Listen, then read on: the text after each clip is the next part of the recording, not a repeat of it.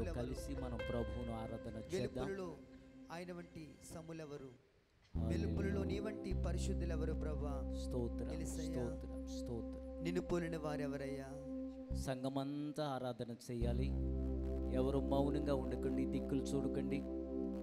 ప్రభు సన్నిధిలో దేవునికి ధూపం వేయాలి. మనం ధూపం వేయడానికి ప్రభు మనల్ని పిలిచాడు. మనం అశ్రద్ధ చేయకూడదు. సంఘమంతా కలిసి ఆరాధన చేద్దాం. అందరూ చప్పలు కొడుతూ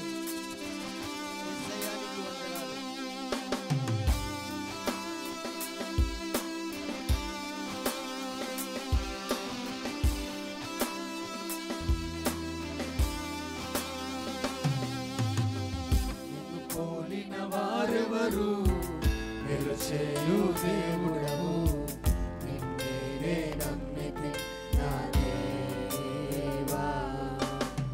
నిన్ను పోలిన వారెవరు, నిలుచేయు దేవుడవు, నిన్నే నమ్మితి నా దేవా. నిన్నే నా జీవితమునకు ఆధారము చేసుకుంటే నీవు లేని జీవితమంతా వ్యర్థముగా పోనయ్యా.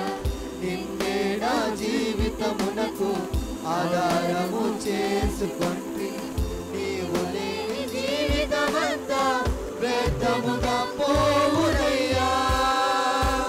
ఎల్ షడాయ్ ఆరాధన, ఎలోహీ ఆరాధన, అడోనాయ్ ఆరాధన, యేషువా ఆరాధన, ఎల్ షడాయ్ ఆరాధన, ఎలోహీం ఆరాధన, అడోనాయ్ ఆరాధన, యేషువా ఆరాధన. కృంగి ఉన్న మన బ్రతుకులను మన కన్నీటిని తుడిచి మేఘస్తంభమై, పగలు మేఘస్తంభమై, రాత్రి అగ్నిస్తంభమై అనుదినము కంటి పాపవలే కాపాడుతున్న మన త్రియేక దేవునికి, మన సర్వమైన యేసయ్యకు ఆయన గొప్ప నామమును కొనియాడుతూ నా కన్నీటిని తుడుస్తున్నారయ్యా. నన్ను చూచి కన్నీటిని తుడిచితివయ్యా, కంటి పాపవాలే కాచి కరుణతో నడిపితివయ్యా. కృంగియున్న నన్ను చూచి కన్నీటిని తుడిచితివయ్యా, కంటి పాపవాలే కాచి కరుణతో నడిపితివయ్యా. ఎల్ షడాయ్ ఆరాధన, ఎలోహీ ఆరాధన, అడోనాయ్ ఆరాధన, యేషువా ఆరాధన. ఎల్ షడాయ్ ఆరాధన, ఎలోహీ ఆరాధన, అడోనాయ్ ఆరాధన, యేషువా ఆరాధన. యేసయ్యా, మరణపు ఛాయలో ఉన్న వారికి గొప్ప వెలుగు కలుగునని చెప్పారయ్యా. నా తండ్రి, నా చీకటి బ్రతుకులో ఆత్మస్వరూపిగా సర్వోన్నత స్థలములు నివసించు దేవా. నా మరణపు చీకటిని తొలగించి నాకు వెలుగుగా దిగి వచ్చారు ప్రభువా. ఈ కష్ట చీకటిని తొలగించి నన్ను విడుదలపరిచి పంపుతున్నందుకు స్తోత్రాలు ప్రభువా. చప్పట్లు కొడుతూ మనసార హృదయం తెరిచి ఆరాధన చేద్దామా. యేసయ్యా, యేసయ్యా, యేసయ్యా. రుగ్మతలు తొలగించే నామం యేసు నామం. మరణపు మార్గమందు నడిచిన వేళయందు వైద్యుడిగా వచ్చి నాకు మరో జన్మనిచ్చితివయ్యా. మరణపు మార్గమందు నడిచిన వేళయందు వైద్యుడిగా వచ్చి నాకు మరో జన్మనిచ్చితివయ్యా. ఎల్ షడాయ్ ఆరాధన, ఎలోహీ ఆరాధన, అడోనాయ్ ఆరాధన. రెండు చేతుల పైకి చెప్పవా ఆరాధన, ఎల్ షడాయ్ ఆరాధన, ఎలోహీ ఆరాధన, అడోనాయ్ ఆరాధన, యేషువా ఆరాధన. నిన్ను పోలిన వారెవరు, మేలు చేయు దేవుడవు,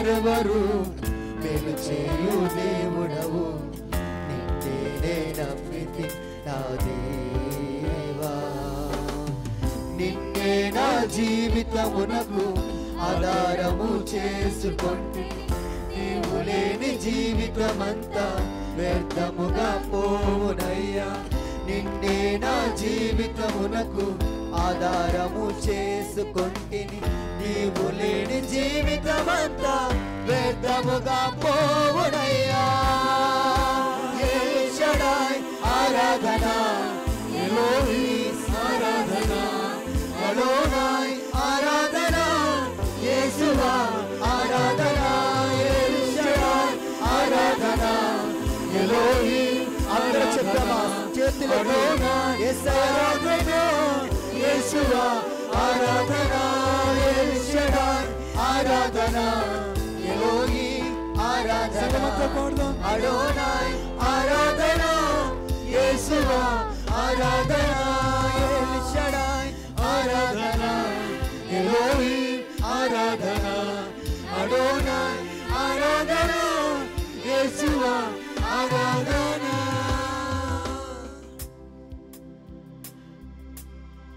నిన్ను పోలిన వారెవరు రెండు చేతులు పైకెత్తి మేలు చేయు దేవుడవు నిన్నే నమ్మితి నా దేవా సంగమంతా స్వరము తెరిచి నిన్ను పోలిన వారెవరు మేలు చేయు దేవుడవు సంగమంతా స్వరాలు తెరవాలి నేనే మనము నమ్మితి ఏకముగా కూడా నా ఆయన నామాన్ని గొప్ప దేవా చేద్దాం.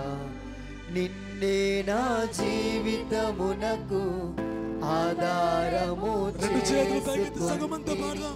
నీవు లేని జీవితమంతా వ్యర్థముగా పోవునయ్యా నిన్నే నా జీవితమునకు ఆధారము చేసుకొంటిని. నీవు లేని జీవితమంతా యేసయ్యా వ్యర్థముగా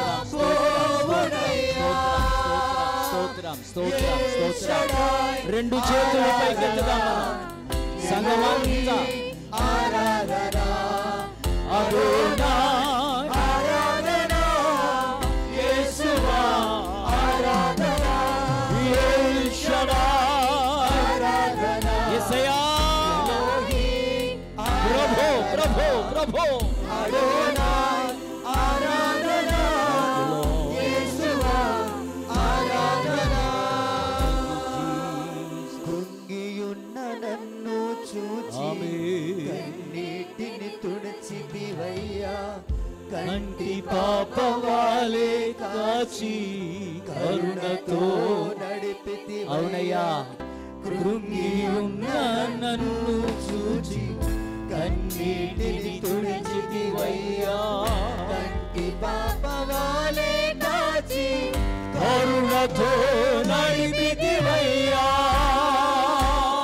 ఎల్ షడాయ్ ఆరాధన ఎలోహీం ఆరాధన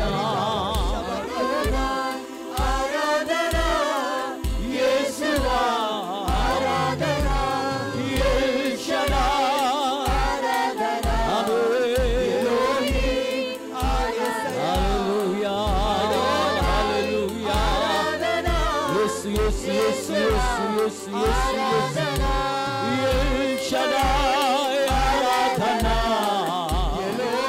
పడనన్న సంగమంతా ప్రభువుకు పాడదాం ఆరాధన యేసువా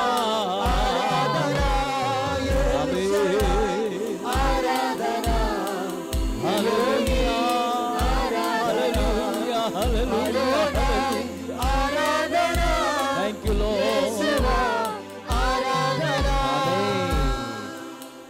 ప్రభు గతించిన కాలమంతా మనల్ని కాచి కాపాడి ఈ జూలై మాసం ఆఖరు వారములోనికి మనల్ని ప్రవేశపెడుతూ ఆయన కృప కలిగిన రెక్కల నీడలో మనలను భద్రపరచుచు కోడి తన రెక్కలు చాపి తన పిల్లలను తన హక్కున చేర్చుకొని ఇదిగో ఎత్తుకుని పోయే గ్రద్దల నుండి, పక్షుల నుండి వాటిని కాపాడు రీతిగా శత్రువు మనలను ఎత్తుకొని పోకుండగా, మనలను మరణమునకు అప్పగించి మట్టిని కరిపించకుండగా, కృంగిన సమయాలలో, మంచం పట్టిన సమయాలలో, దిక్కుతోచని పరిస్థితులలో ఆయన మనకు సమస్తమై ఉండి, మనకు అండ, మనకు కొండ, మనకు ఆశ్రయము, మనకు కేడెము, మనకు రక్షణ దుర్గమై ఉండి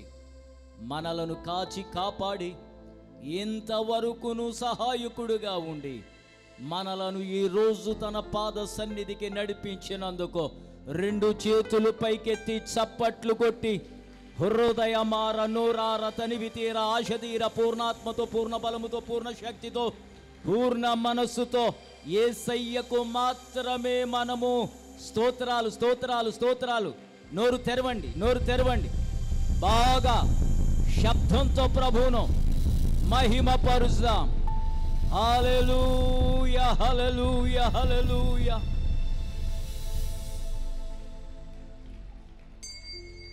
మా పరమ తండ్రి,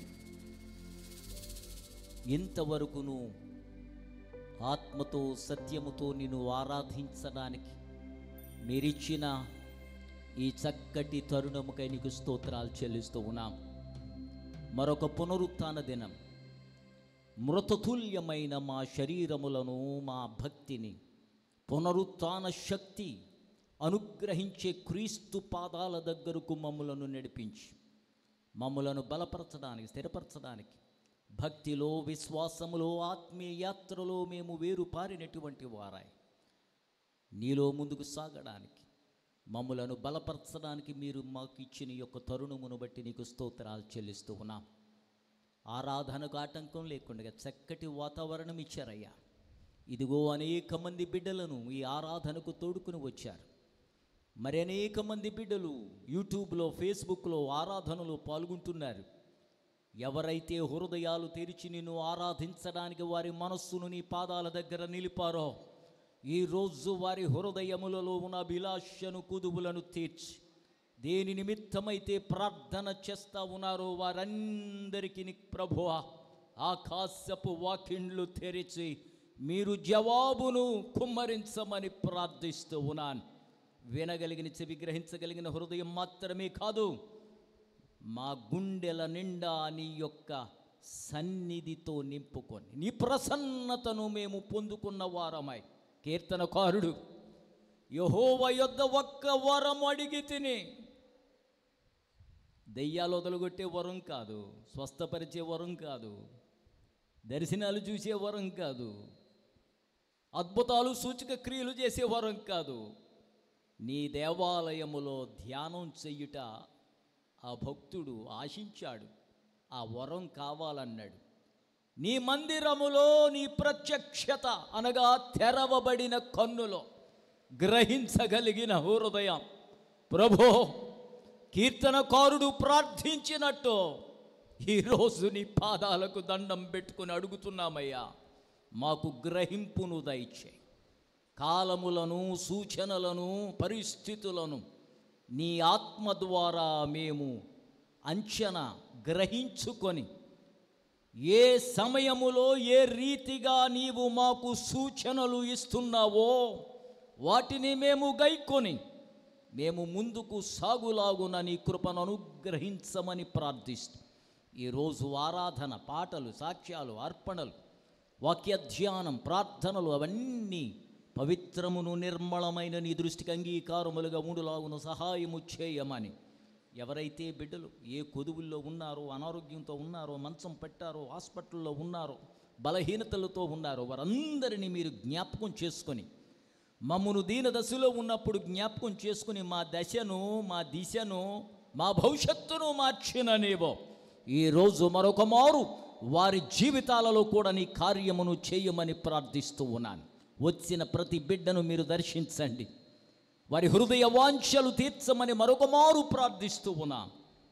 నీ సన్నిధి, నీ ముఖకాంతి మాపై ప్రకాశింపచేసి మా గుండెల నిండా నీ జీవాహారం, మా గుండెల నిండా నీ జీవజల ప్రవాహం మా యొక్క అంతరంగములలో నుండి ఇదిగో మా బ్రతుకులను నీ యొక్క బావులుగా చేసి వాటిలో నుండి జీవ జల నదులు బుగ్గలు పొంగి ప్రవహించులాగున దావీదు ఎలా చెప్పాడో, నా గిన్నె నిండి పొర్లుతూ ఉన్నదని మేము సాక్ష్యం చెప్పుకునే అనుభవములోనికి ఆత్మీయంగా, శారీరకంగా, సామాజికంగా మీరు నింపి నడిపించమని ప్రార్థిస్తూ యేసయ్య దివ్యనామమున స్తోత్రం చేసి అడుగుచూ ఉన్నాము మా పరమ తండ్రి. ఆమేన్. అందరికీ ప్రైజ్ అలాడ్. దేవుని మందిరంలో ఉన్న బిడ్డలందరికీ మీకు కూడా పక్క తిరగండి, కాస్త రౌండ్ తిరగండి, నడుము పట్టేసినట్టు చూడకండి, కాస్త అలాగ పక్కన ఉన్న వాళ్ళకి చక్కగా తిరిగి స్మైల్ ఇచ్చి ప్రైజ్లాడి చెప్పండి, బిగిసిపోకండి. దేవుని స్తోత్రం కలిగిన గాక. హల్లెలూయా. నిలబడి ఆరాధన చేసినట్టున్నారు, సడన్గా బెంచీల మీద కూర్చోబడిపోయారు, కూర్చునే ఉండండి, అలా కంగారు పడకండి, నేను చెప్తాను అప్పుడు లేకి తిరగాను. దేవుని స్తోత్రం కలిగినగా. పరిశుద్ధ గ్రంథాలు తెరిచి నిర్గమాకాండం 15వ అధ్యాయం 11వ వచనాన్ని మనమందరము కలిపి చదువుకుందాం. దేవుని బిడ్డలారా, ఈరోజు మన రాక్ వర్షిప్ సెంటర్, రాక్ ఆరాధన మందిరంలోనికి ఆరాధనకు వచ్చిన మనలందరినీ కూడా మన ప్రభువు మన మధ్య సంచరిస్తూ మన ఆరాధన చూడడమే కాదు, ఆయన అంగీకరిస్తున్నాడన్న నిరీక్షణ దేవుని యొక్క పరిశుద్ధమైన లేఖనాలు మనకిస్తూ ఉన్నాయి. దేవునికి స్తోత్రం కలిగిన గాక.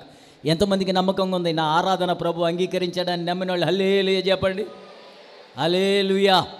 నిజంగా చెప్పారా? ఓ చేత్తో బైబిల్ పట్టుకున్నారు, ఓ చేత్తో హల్లెలూయా చెప్పారు. హృదయంలో నుంచి యథార్థత వచ్చిందో లేదో దేవుడికి తెలుసు, మీకు తెలుసు, మధ్యలో నాకు తెలియదు. దేవునికి స్తోత్రం కలుగును గాక. హల్లెలూయా.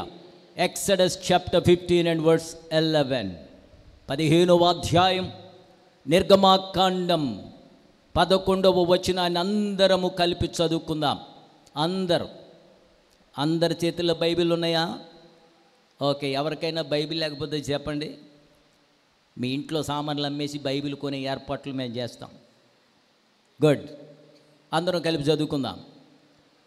యెహోవా వేల్పులలో నీ వంటి వాడెవడు, పరిశుద్ధతను బట్టి నీవు మహనీయుడవు, స్తుతి కీర్తనలను బట్టి పూజ్యుడవు, అద్భుతములు చేయువాడవు, నీ వంటి వాడెవడు. ఆమేన్. కూర్చోనండి దేవుని బిడ్డలారా.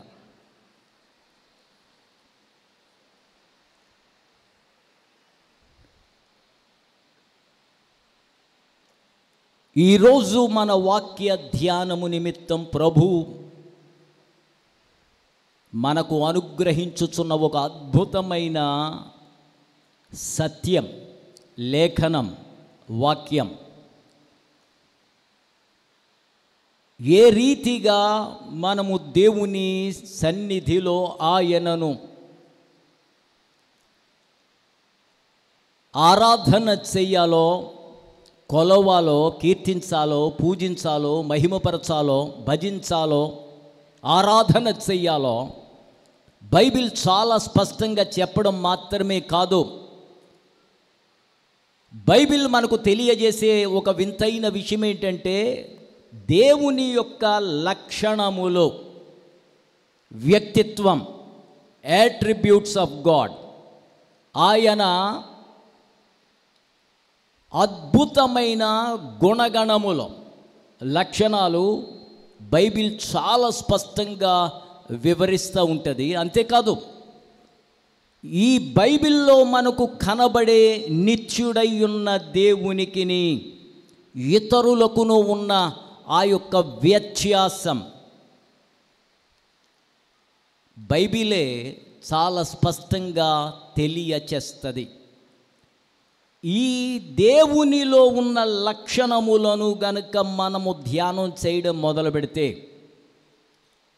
లోకంలో వేల్పులు, దేవుళ్ళు, దేవతలు అని కొలవబడే వారికిని మన పరిశుద్ధుడైన దేవునికిని ఉన్న వ్యత్యాసం, ఆ యొక్క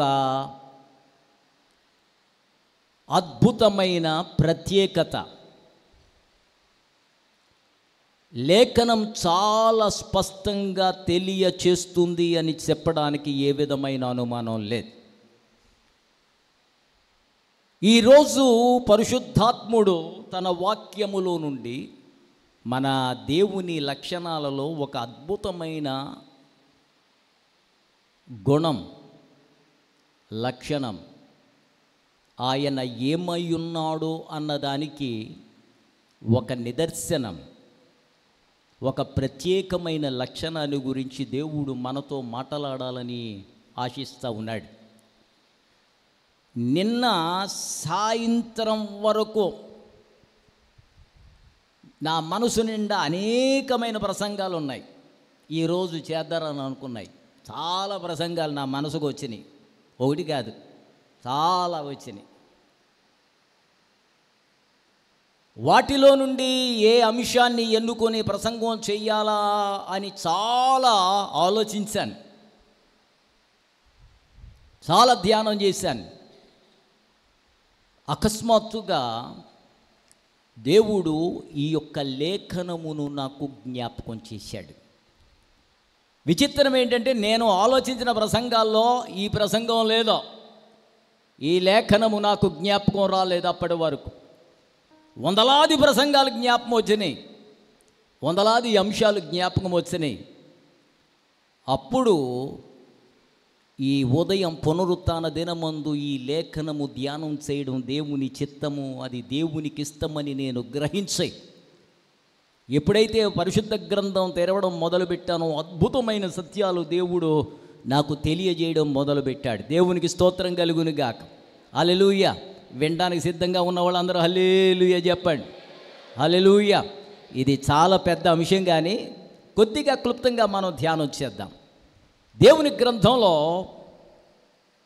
నిర్గమకాండము 15వ అధ్యాయం 11వ వచనంలో దైవజనుడైన మోషే ఇశ్రాయేలీయులకు ప్రవక్తగా, నాయకుడిగా ఉండి వాగ్దాత్త దేశములోనికి వారిని నడిపించుతున్నప్పుడు దేవుడు మోషే ద్వారా తెలియజేసిన సత్యము అనడానికి ఏ విధమైన అనుమానం లేదు. దేవుని బిడ్డలారా, ఇక్కడ మనకు కనబడుతున్న ఈ 11వ వచనములో యెహోవా వేల్పులలో అనగా దేవుళ్ళు అని చెప్పబడుతున్న వారిలో, ఇశ్రాయేలు ఐగుప్తులో ఉన్నప్పుడు వారికి డైరెక్ట్గా కనబడే దేవుడు ఎవరు అని అడిగితే చరిత్ర ఏం చెప్తుందో తెలుసా? ఫరోనే ఐగుప్తీయులందరూ కనబడే దేవుడుగా, దేవునికి ప్రతినిధిగా, సృష్టికర్తకు ప్రతినిధిగా ఫరోను కొలిచేవారు. ఫరోయే వాళ్ళకి ప్రత్యక్ష దైవం అన్నట్టుండేది ఇశ్రాయేలీయులకు, ఐగుప్తీయులకు. కానీ ఇశ్రాయేలీయుల యొక్క నిజ దేవుడైన యెహోవా తన కొరకు ఒక ప్రత్యేకమైన జనమును ఏర్పరచుకొని మిమ్మలను సృష్టించింది, మిమ్మలను ఏర్పరచుకున్నది ఒక ప్రత్యేకమైన జనముగా, మీ కొరకు పాలు తేనెలు ప్రవహించే ఒక ప్రత్యేకమైన దేశాన్ని సిద్ధం చేసిందే నేనే అని తెలియజేయడానికి ఆయన అనేక రీతులుగా ఆయన ప్రత్యక్షమయ్యాడు, తెలియజేశాడు అని చెప్పడానికి ఏ విధమైన అనుమానం లేదు. దేవుడు ప్రవక్త అయిన మోషే ద్వారా ఇశ్రాయేలీయులతో చెబుతున్న ఒక అద్భుతమైన సత్యం ఇక్కడ ఏంటంటే, మీరు ఇతర దేవతలను, దేవుళ్లను ఈ ఇశ్రాయేలీయుల దేవునితో గనక పోల్చి చూస్తే మీకు దేవుళ్ళు అని పిలువబడి వారిలో ఈ ఇశ్రాయేలీయుల దేవునిలో ఇతరులలో లేనిది ఈ దేవునిలో ఉన్నది నెంబర్ 1 విషయం ఏంటి అంటే పరిశుద్ధత అంటాడు. దేవునికి స్తోత్రం కలుగునుగాక.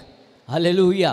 ఇక్కడ అంటాడు ఈ ప్రవక్త, పరిశుద్ధతను బట్టి నీవు మహనీయుడవు. ఫరోను జ్ఞాపకం చేసుకుంటే, ఫరో దేవుడుగా కొలవబడేవాడే కానీ ఫరో యొక్క పరిపాలన కానీ, ఫరో యొక్క వ్యక్తిత్వం కానీ, ఫరో యొక్క లక్షణాలు కానీ, ఫరో యొక్క జీవన విధానం కానీ ఎక్కడా ఒక్క కోశాన కూడా, వెంట్రుక వాసి కూడా, గోరంత కూడా, అణువంత కూడా, ఇసుక రేణువు అంత కూడా పరిశుద్ధత, పవిత్రత ఎక్కడ కనబడేది కాదో. ఫరో కుటుంబం కూడా మనుషుల్లాగానే రకరకాల బలహీనతలతో, వ్యసనాలతో, భయంకరమైన జీవిత విధానంలో వాళ్ళు మునిగిపోయి, మనుషులందరూ ఎలాగ రోగాలతో చచ్చిపోతారో వాళ్ళు కూడా అలాగే చచ్చిపోతూ ఉండేవారు. కొంతమంది బాల్య వయసులో చచ్చిపోతూ ఉండేవారు, కొంతమంది యవన వయసులో చచ్చిపోతూ ఉండేవారు, కొంతమంది వృద్ధాప్యం వచ్చే వరకు కూడా ఉండేవారు కాదు. రాజులయ్యుండి మేమే దేవుళ్ళమని చెప్పుకున్నవారు కూడా అర్ధంతరంగా చచ్చిపోయే దినాల్లో దేవుడు మోషేకు ఒక అద్భుతమైన సత్యాన్ని ప్రత్యక్షపరిచాడు. ఏంటి అనంటే, పరిశుద్ధతను బట్టి చూస్తే ఏ దేవునినైనా సరే కొలవాలనుకునేవారు ఆ దేవుని యొక్క లక్షణాలలో, వ్యక్తిత్వంలో పవిత్రత, పరిశుద్ధత, యథార్థత, సత్యం, నిర్మలత్వం, పవిత్రమైన జీవన విధానం ఎంత ఉందో గ్రహిస్తేనే కానీ, గుర్తిస్తేనే కానీ ఆ దేవుడు ఆరాధించడానికి యోగ్యుడా కాదా అన్నది ఆ వ్యక్తి నిర్ధారణ చేసుకోలేడు. మోషే ఐగుప్తు యొక్క సకల విద్యలు చదివిన తరువాత, విద్యలను అనుభవించిన తరువాత, సంపాదించిన తర్వాత గ్రహించిన ఒక అద్భుతమైన సత్యం ఏంటంటే,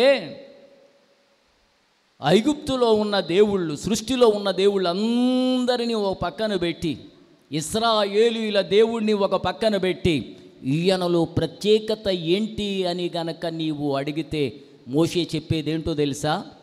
ఈ దేవుడు పరిశుద్ధుడై ఉన్నాడు. దేవునికి స్తోత్రం కలుగును గాక. ఈ వాక్యం ధ్యానం చేస్తూ ఉంటే దేవుడు మరలా పరమగీతాల వైపు దేవుడు మన మనస్సును తిప్పేస్తూ ఉన్నాడు. 5వ అధ్యాయంలో పరమగీతాల్లో సాంగ్ ఆఫ్ సాలమన్స్, 5వ అధ్యాయం చాప్టర్ 5 వర్స్ 10 అనుకుంటా చూడండి. ఈ యొక్క షులమితిని అడుగుతారు కుమార్తెలు, హలో షులమితి, మాకు ప్రియులు ఉన్నారు, మా ప్రియులకు గుణాలున్నాయి, మా ప్రియులు కూడా అందమైన వారే అని మేము అనుకుంటున్నాం, కానీ నీ ప్రియుడు గురించి ఎంతగా నీవు మాట్లాడుతున్నావు, నీవు ధ్యానం చేస్తూ ఉన్నావు, నీవు వర్ణిస్తూ ఉన్నావు, నీ యొక్క మాటల్లో, నీ పాటల్లో, నీ ప్రార్థనలో, నీ కవిత్వంలో నీ ప్రియుని గురించి వర్ణిస్తున్నావు కదా, మా ప్రియుల కన్నా, వేరే ప్రియుల కన్నా నీ ప్రియుని యొక్క విశేషత ఏంటి అని. మీరు ఎప్పుడైనా బాగా ప్రేమలో పడ్డ కుర్రోళ్ళని కానీ, కుర్రపిల్లల్ని కానీ మీరు కదలేస్తే, పడుచోళ్ళని, ముసలోళ్ళని కాదు, పడుచోళ్ళని కదలేస్తే వాళ్ళ యొక్క మాటల్లో, ఇప్పుడు చూడండి ఎంత సీరియస్గా చూస్తున్నారు కుర్రోళ్ళందరూ, వారి మాటల్లో వారిని ప్రేమించిన ప్రియుడు కానీ, ప్రేయసిని గురించి కానీ చాలా అద్భుతంగా వర్ణిస్తూ ఉంటారు. చాలా అసలు వాళ్ళు వర్ణిస్తూ ఉంటే, అయ్య బాబు నిజంగా దేవదూతే ఈ కుర్రోళ్ళేగా మారిపోయి వచ్చిందేమో ఈ పిల్ల దగ్గరికి, లేకపోతే దేవదూతే ఈ పిల్లోడి దగ్గరికి ఆడపిల్లగా మారి వచ్చిందేమో, ఇంత మంచిదా, ఇంత శ్రేష్టమైనదా అంటే మీకు తెలియదు నాన్న. ఎందుకంటే మీరు 4 పల్లెటూరు నుంచి వచ్చిన వాళ్ళు కాదు కదా, మీరంతా హైఫైవా వైఫైవా హైఫై. అయ్యి బాబో ఇంత శ్రేష్టమైందా ఈ పిల్ల, ఇంత శ్రేష్టమైనడా ఈ కుర్రోడు అని అనిపిస్తుంది. అదే డౌటు షులమితి చుట్టూ తిరుగుతున్న వారికి వచ్చింది, పిల్లలకు వచ్చింది. ఇంకా కొంతమంది అయితే ప్రేమించిన వాళ్ళని ఆ పేర్లో, ఈ బైబిల్ ఉంటుందా, బైబిల్లో ప్రతి పేజీలో రాసేస్తుంటారు. అంతేకాదు పచ్చబొట్లు పొడిపించేసుకుంటూ ఉంటారు వాళ్ళ పేర్లతో సరిపెడతారా మీకు తెలీదమ్మా.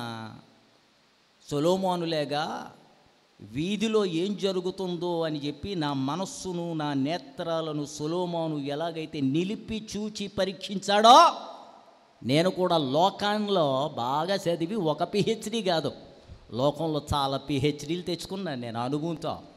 యూనివర్సిటీల్లో నుంచి కాదు, బహుశా ఏ యూనివర్సిటీల్లో తెచ్చుకున్నారండి అంటే యూనివర్సిటీల్లో కాదన్న ఆయన బ్రతుకులో, జీవనంలో, మానవ జీవిత రహస్యములను ఛేదించడంలో అనుభవంతో నేను పిహెచ్డీల కన్నా ఎక్కువ అనుభవాన్ని సంపాదించాను. ఈ షులమితిని అడుగుతున్నారు, షులమితి వేరే ప్రియుల కన్నా. ఇందాక పేరుతో సరిపెట్టేయరు అన్నాను కదా, ఆ తర్వాత మీకు చెప్పలేదు కదా, అది ఏమై ఉంటుంది అని అనుకుంటున్నారు కదా. ఎందుకంటే దేవుడు మళ్ళీ జ్ఞాపకం చేశాడు నాకు. వీళ్ళ యొక్క ముఖ చిత్రాలు ఇంకా వీళ్ళు ఎక్కడ పచ్చబొట్టు పొడిపించుకోవాలో వీళ్ళకి అర్థం కాక భయంకరమైన స్థలాలలో వీళ్ళ పచ్చబొట్లు పొడిపించుకుంటున్నారని ప్రపంచంలో ఉన్న ప్రముఖ ఛానల్స్ ఒక వింతైన డాక్యుమెంటరీని తయారు చేసి ఈ మధ్యన చూపించడం నేను చూశా. మానవ పోకడ. ఎందుకు చెప్తున్నానంటే షులమితిని అడుగుతూ ఉన్నారు. తీయండి, ఇప్పుడు మీరు బైబిల్ మూసేసినట్టున్నారు. 5వ అధ్యాయానికి రండి, పరమగీతాలకు రండి నాన్న. పరమగీతాలకు వచ్చారా? నా ప్రియుడు ధవలవర్ణుడు, నా ప్రియుడు. అమ్మ పైన చదువు బిడ్డ, పైన చదువు నాన్న. స్త్రీలలో అధిక సుందరి వగుదానా, వేరు ప్రియుని కన్నా నీ ప్రియుని విశేషమేమి? స్త్రీలలో అధిక సుందరి వగుదానా. మిగతా సమాజాలు క్రైస్తవ సంఘమును సంబోధించవలసిన విధానం ఏంటో తెలుసా? స్త్రీలలో అధిక సుందరి వగుదానా. అందం అనేది, సౌందర్యం అనేది ఇమ్మీడియట్గా మనం ఏమర్థం చేసుకుంటామంటే ఇక్కడ షులమితి బాగా అందగత్తే ఫిజికల్గా అని మనం అర్థం చేసుకుంటూ ఉంటాం. దేవుని వాక్యం ఫిజికల్గా అర్థం చేసుకుని వదలొద్దని కొన్ని కోట్ల సార్లు మీకు చెప్పే ఉంటాను నేను. ఇక్కడ కనబడేది ఈ యొక్క షులమితి సంఘమునకు సాదృశ్యం. సంఘానికి కలిగి ఉండాల్సినటువంటి సౌందర్యం, the beauty of the church of Jesus Christ. యేసు క్రీస్తు యొక్క సంఘమునకు ఉండాల్సిన అసలు సిసలైన అందం మనం కట్టుకునే బట్టలు కాదో, వేసుకునే నగలు కాదో, లేకపోతే మనం అద్దుకునే ఫౌండేషన్ కాదో, లిప్స్టిక్లు కాదో, లేకపోతే ఈ యొక్క రకరకాల రంగులు కాదో. అసలు సిసలైన అందం క్రైస్తవ సంఘానికి ఏంటో తెలుసా? ఆయనను ఆరాధించేవారు ప్రతిష్ట ఆభరణములు ధరించి ఆరాధన చేస్తే అది దేవుని దృష్టికి సౌందర్యంగా కనపడుతుంది. ఏంటి ఆ ప్రతిష్ఠిత ఆభరణాలంటే మెళ్ళో బంగారపు సిలువో, సత్తు సిలువో, చెక్క సిలువో కాదా, లేకపోతే సిలువను పచ్చబొట్టుగా పొడిపించుకోవడం కాదా, తెల్ల వస్త్రాలు మాత్రమే కాదా, వస్త్రాల్లో కాదు సౌందర్యం, ఆభరణాల్లో కాదు సౌందర్యం, సిక్స్ ప్యాక్లో కాదు సౌందర్యం, శరీరపు రంగులో కాదు సౌందర్యం, అన్ని అవయవాలు చక్కగా ఉండడంలో కాదు సౌందర్యం. స్త్రీలలో అధిక సౌందర్యము కలిగిన దానా అని ఎందుకు అంటున్నారో తెలుసా? ఇతర స్త్రీలలో, సమాజములలో, సంస్కృతులలో, సాంప్రదాయాలలో, వారి యొక్క విశ్వాసాలలో లేనిది ఈ యొక్క స్త్రీ కలిగి ఉన్నది. ఈ స్త్రీ సంఘానికి సాదృశ్యం. ఏంటి ఈ స్త్రీ కలిగి ఉన్నది అని అంటే 1 తిమోతి 2వ అధ్యాయం. నేను ఎప్పుడో మధ్యలో వెళ్దాంలే అక్కడికి అనుకున్నాను. 9వ వచనానికి రండి. 1 Timothy chapter 2 and verse 9.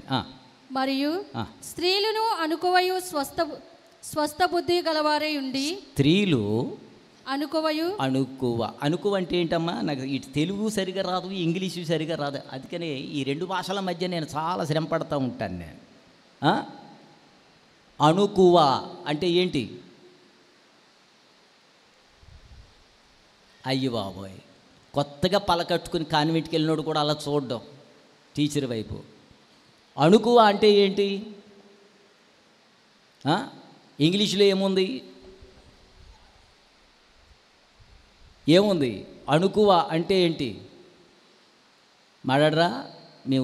మీరు బాగా తర్జుమా చేస్తారు కదా, చెప్పండి ఏంటి అణుకువ అంటే? స్త్రీలకు ఏది అందం, ఏది సౌందర్యం? హైటు, వెయిట్, కలర్, కట్టు, ఫిగర్ కాదో, ఫిట్ కాదో, ఏది అందం? అణుకువ అనగా వ్యక్తిత్వంలో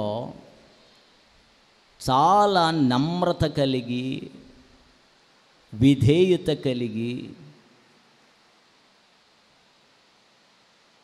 జీవితంలో అనుకువతో ప్రవర్తించడం అంటే, కొంతమంది స్త్రీలు ఊరికిని ప్రతి చిన్న విషయానికి ఆర్భాటాలు ప్రదర్శిస్తారు. ఆర్భాటాలు మన భారతదేశంలో జరిగే ఈ ఫ్యామిలీకి సంబంధించిన కార్యక్రమాలు, పుట్టినరోజులు, పిల్లలు పెద్ద మనుషులు అవ్వడం, కుర్రోళ్ళకి కూడా ఇప్పుడు వయసు వచ్చిన తర్వాత అదేమంటున్నారు నాయన, పంచికట్టు కట్టించడం, తర్వాత ప్రధానాలు, నిశ్చితార్థాలు, ఈ పెళ్ళిళ్ళలో ఈ కార్యక్రమాల కన్నా ఆ యొక్క కార్యక్రమాల యొక్క విశిష్టత కన్నా ఆ పెళ్ళిళ్ళు జరిగే స్థలాలలో జరిగే ఆర్భాటాలు, ప్రదర్శనలు మామూలుగా ఉండవు. ఇతర దేశాల్లో అసలు అలాంటివి ఏముండవు.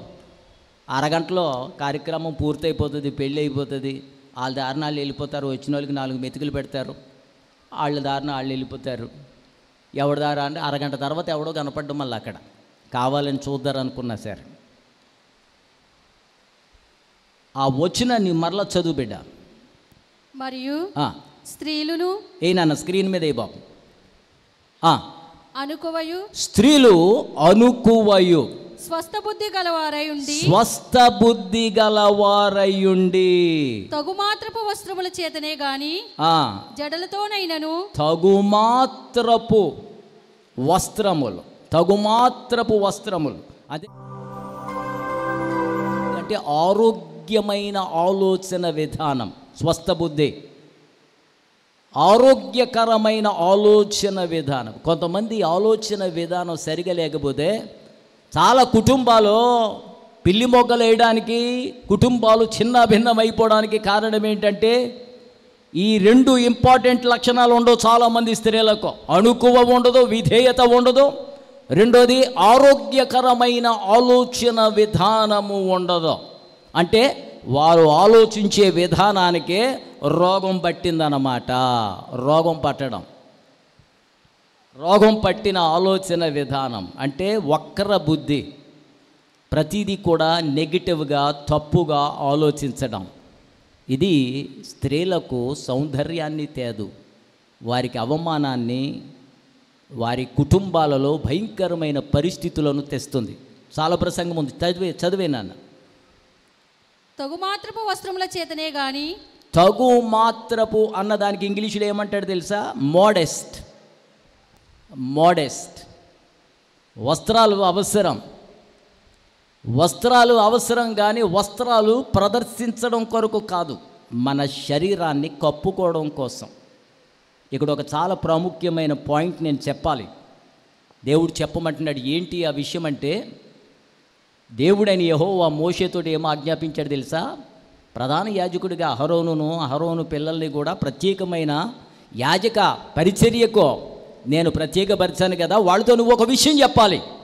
ఏంటి ఆ విషయం అంటే, నా యొక్క బలిపీఠమును వారు సమీపించడానికి వెళ్ళినప్పుడు వారిలో దిగంబరత్వం కనపడకూడదు. I don't want to see their nakedness. Exodus 20:26, నిర్గమా 20:26 వచ్చిన చదువు బిడ్డ. అందరూ చూడండి, అందరూ. నిర్గమాకాండం పాత నిబంధనలో దొరుకుతుంది. మరియు నా బలిపీఠము మీద నీ దిగంబరత్వము కనబడక యుండునట్లు మెట్ల మీదుగా దాన్ని ఎక్కకూడదన్నది తప్పుడు తెలుగు తర్జుమా. ఎలా ఉండాలి అక్కడ అసలు సిసలైన తర్జుమా అంటే, నా సన్నిధిలో ఉన్న నా బలిపీఠము మీద నీవు అర్పించడానికి వచ్చినప్పుడు నీ దిగంబరత్వము నాకు కనబడడానికి వీలు లేదు. దిగంబరత్వంలో కూడా 2 రకాల దిగంబరత్వం ఉంది బిడ్డలారా, వినండి. ఒకటి శరీర సంబంధమైన దిగంబరత్వం, రెండోది ఆత్మ సంబంధమైన దిగంబరత్వం. దేవుడు అంటున్నాడు, అహరోను బిడ్డలు. ఆ విధంగా చూస్తే దేవుడు నూతన నిబంధనలో మనల్ని అందరినీ కూడా యాజకులుగా, అంటే దేవుని సన్నిధికి వెళ్ళి ధూపము వేసేవారిగా, దేవునికి ఆరాధన చేసేవారుగా, బలులు అర్పించేవారుగా ప్రతి విశ్వాసిని దేవుడు ప్రత్యేకపరిచాడు. దేవునికి స్తోత్రం కలుగునుగాక. హల్లెలూయా. ఆయన ధూపము వేయుటకు ఆయన మనలను ప్రత్యేకపరుచుకున్నాడు. ఒక రాజు అంటాడు, కుమారులారా, యెహోవా సన్నిధిలో ధూపం వేయడానికి దేవుడు మిమ్మల్ని ప్రత్యేకపరిచాడు గనక మీరు నిర్లక్ష్యము చెయ్యకుడి, అలక్ష్యము చెయ్యకుడి. అంటే దేవునికి ధూపం వేయడం, ఆరాధన చేయడం, బలులు అర్పించడం, స్తుతించడం, ప్రార్థించడం, పాటలు పాడడం, వాక్య ధ్యానం చేయడం, ప్రసంగం చేయడం, లేకపోతే దేవుని సన్నిధిలో పరిచర్య చేయడం, ఏది చేసినా దేవుని యొక్క బలిపీఠాన్ని నువ్వు సమీపిస్తున్నప్పుడు శారీరకంగా కానీ ఆధ్యాత్మికంగా కానీ, ఏది ప్రకటనల గ్రంథంలో దేవుడు అంటాడు కదా, ఏ సంఘంతో, ఒరే నేను ధనవంతుణ్ణి, ధనవృద్ధి చేసుకున్నాను అని అనుకుంటున్నావు, కానీ నీవు నీ దిగంబరత్వం, నీ దేశమలతనం నాకు కనబడుతుంది అని అంటాడు. దేవునికి మనం పైన సూట్లు బూట్లు వేసుకున్నంత మాత్రాన మన హృదయ పరిస్థితి తెలియదు అనుకోవడానికి లేదు. ఇక్కడ ఒక విషయాన్ని క్రైస్తవ సమాజం గమనించాలి. పాటలు పాడే బిడ్డలే కాదు, ఆరాధన చేస్తున్న ప్రతి విశ్వాస్, ఆర్కెస్ట్రాలో ఉన్న బిడ్డలే కాదు, దేవుని యొక్క రక్తము చేత విమోచించబడిన ప్రతి మనిషి గ్రహించాల్సింది ఏంటంటే, దేవుని మందిరానికి మనం వచ్చినప్పుడు, ఆరాధన చేయడానికి వచ్చినప్పుడు, ఎగ్జిబిషన్లో రకరకాల శాల్తీలు ఎలా ప్రదర్శిస్తారో మీకు చెప్పక్కర్లేదు నేను. అలాగా మన శరీర అవయవములను దేవుని మందిరములో ప్రదర్శించే బట్టలను మనము వేసుకొనడానికి వీలు లేదు. దేవుని వాక్యం అంగీకరించదు. నువ్వెంత ఖరీదు బట్టలు వేసుకున్నావు అన్నది కాదో, నీవు తెల్ల బట్టలు వేసుకున్నావా లేదన్నది కాదో. దేవుడు అన్నాడు, Moses, be careful how you enter my presence. When you are coming close to the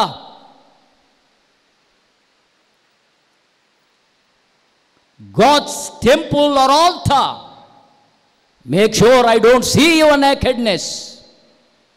నేను నీ దిగంబరత్వం చూడడానికి కాదు నా మందిరములోనికి వస్తుంటా, నీ వర్పించే బలిని అంగీకరించడానికి. ఏంటి దిగంబరత్వం అంటే? దేవునికి విరోధమైన వ్యక్తిత్వం, లక్షణాలు, ప్రవర్తన, నడవడిక ఏవైతే దేవుని దృష్టిలో దేవునికి అసహ్యకరమైనవిగా ఉన్నవో వాటిని మనము కలిగి ఉండి ఆయన బలిపీఠమును మనము సమీపించడానికి వీల్లేదు. యేసయ్య అంటాడు, అరే బాబు, నువ్వు అర్పణ అట్టుకుని పరిగెత్తుకెళ్ళిపోకు బలిపీఠం దగ్గరికి. నీకును మరి ఎవరికైనా సరే విరోధంగా ఏదైనా ఉంటే నీ యొక్క అర్పణ అక్కడ విడిచిపెట్టి ఎక్కడికి వెళ్ళాలి? నువ్వు ఎవరితో సమాధాన పడాలో వారితో సమాధానపడడానికి వెళ్ళు. అంటే దేవుని దృష్టిలో దిగంబరత్వం ఏంటో తెలుసా? మన హృదయంలో కక్షలు, కార్పణ్యాలు, అసూయ, క్రోధం, మదం, మాత్సల్యాలు పెట్టుకొని, ద్వేషం పెట్టుకొని, పగలు పెట్టుకొని, దేవునికి విరోధమైన ఆలోచనలు, ప్రణాళికలు పెట్టుకొని దేవుని మందిరానికి బైబిల్ పట్టుకొచ్చి దేవుని మందిరానికి అర్పణలు పట్టుకొచ్చి నీవు బలిపీఠాన్ని చేరుతూ ఉంటే దేవుడు ఏమంటాడో తెలుసా? నేను మోషేతో ఏం చెప్పానో జ్ఞాపకం లేదా? నా కుమారుడైన యేసు ఏం చెప్పాడో జ్ఞాపకం లేదా? నీవు మొదట వెళ్ళి నీ యొక్క బ్రతుకును, నీ హృదయాన్ని, నీ వ్యక్తిత్వాన్ని సరి చేసుకొని తర్వాత వచ్చి నాకు బలి అర్పించమంటాడు. ఎందుకంటే ఆయన పరిశుద్ధుడైన దేవుడు. దేవునికి స్తోత్రం కలుగునుగాక. హల్లెలూయా, హల్లెలూయా, హల్లెలూయా. దేవుని బిడ్డలారా, క్రైస్తవ సంఘం దేవుని దృష్టిలో ఒక పెండ్లి కుమార్తె. ఏంటి ఈ పెండ్లి కుమార్తెకు ఉండవలసిన సౌందర్యం ఏంటంటే, మనోళ్ళు పెళ్లి కూతురుని చక్కగా సిద్ధం చేసేసి చక్కటి బట్టలేసి పైన చక్కటి కిరీటం పెట్టి వేలు పెట్టి చాలా చక్కగా ముస్తాబు చేస్తారు. మంచిదే, అలాగే చేయాల పెళ్ళి కాబట్టి. అయితే క్రీస్తు ఎదురు చూచే ఆ యొక్క పెండ్లి కుమార్తెకు ఎలాంటి యొక్క అలంకరణ అంటే, ఆయన కోరేది పరిశుద్ధత తప్ప వేరేది ఏమీ లేదు. మనం చేసే ఆరాధనలో, మనం పాడే పాటల్లో, మనం చేసే ప్రార్థనలో మాటలు, పాటలు, రాగాలు కాదు దేవుడు చూసేది. ఏ హృదయం, ఎలాంటి హృదయంతో మనం దేవుని యొక్క బలిపీఠాన్ని చేరుతున్నామో అన్నది ఆయన చాలా తీక్షణంగా చూస్తాడు. ఆయన అంగీకరిస్తాడా, అంగీకరించడా అన్నది మన పరిశుద్ధత యొక్క కొలమానమును బట్టే ఉంటుంది. దేవునికి స్తోత్రం కలుగునుగాక. షులమీతిని అడుగుతున్నారు కుమార్తెలందరూ, ఇతర ప్రియుల కన్నా నీ ప్రియుని యొక్క విశేషత ఏంటి? నీ ప్రియునిలో ఏముందయ్యా, ఏముందమ్మా అని అంటే ఏం చెప్తారు? ఏం చెప్తావు? ఏం చెప్తుంది ఈ యొక్క షులమీతి? ఈ ప్రియురాలు ఏం చెప్తుంది? చదువు బిడ్డ. స్త్రీలలో అధిక సుందరి వగుదానా, వేరు ప్రియుని కన్నా నీ ప్రియుని విశేషమేమి? నీవు మా చేత ప్రమాణము చేయించుకొనుటకు వేరు ప్రియుని కన్నా నీ ప్రియుని విశేషమేమి? వినండి, ఎవరైనా వచ్చి మేము యేసు ప్రభువును మాత్రమే ఎందుకు రక్షకునిగా అంగీకరించాలి, యేసయ్యను మాత్రమే దేవుడుగా ఎందుకు కొలవాలి, యేసు దగ్గరకు మాత్రమే వచ్చి నీవే నిజమైన దేవుడవు, రక్షకుడు అని ఎందుకు మేము విశ్వసించాలి అని ఎవరైనా, నువ్వు మెళ్ళో సిలివేసుకున్నావు కదా, బైబిల్ పెట్టుకుని గుడికి వెళ్తున్నావు కదా, నువ్వు చెప్పు బాబు, చెప్పమ్మా అని అంటే ఏం చెబుతావు? ఆయన అందరిలో, మీ అందరిలో మేము ఒకటండి, ఆయన కూడా అందరిలో ఒకడండి, మీరంతే అంటే మేమంతే అంటామండి అని అంటావా? లేకపోతే నీ యొక్క ప్రియునిలో ఉన్న ప్రత్యేకత, విశిష్టత, ఉత్కృష్టమైన స్థితి, ఔన్నత్యం, విశిష్టత, శ్రేష్టత, ఆయన యొక్క గుణములలో ఉన్న అద్భుతమైన ఆ యొక్క విధానం నీవు వివరించగలిగిన స్థితిలో ఉన్నవా లేదా? ఎవరైనా వచ్చి నువ్వు క్రైస్తవుడిగా ఎందుకు మారావు, ఎందుకు నువ్వు ప్రభువును విశ్వసించావంటే ఏం చెప్తావు నువ్వు? షులమీతిని అదే అడుగుతున్నారు మిగతా పిల్లలందరూ వచ్చి. ఏంటి, మిగతా వాళ్ళు కూడా ప్రియులు ఉన్నారు, ఆ ప్రియుల వెనకాల వాళ్ళు వెళ్తున్నారు, కానీ వాళ్ళ ప్రియునికి నీ ప్రియునికి మధ్య ఉన్న విశిష్టత, ప్రత్యేకత ఏంటి అని అంటే ఏమంటుంది? చదువు బిడ్డ. నా ప్రియుడు ధవళవర్ణుడు రత్నవర్ణుడు. నా ప్రియుడు ధవళవర్ణుడు. రత్నవర్ణుడు అన్నది ఇంకోసారి మాట్లాడుకుందాం.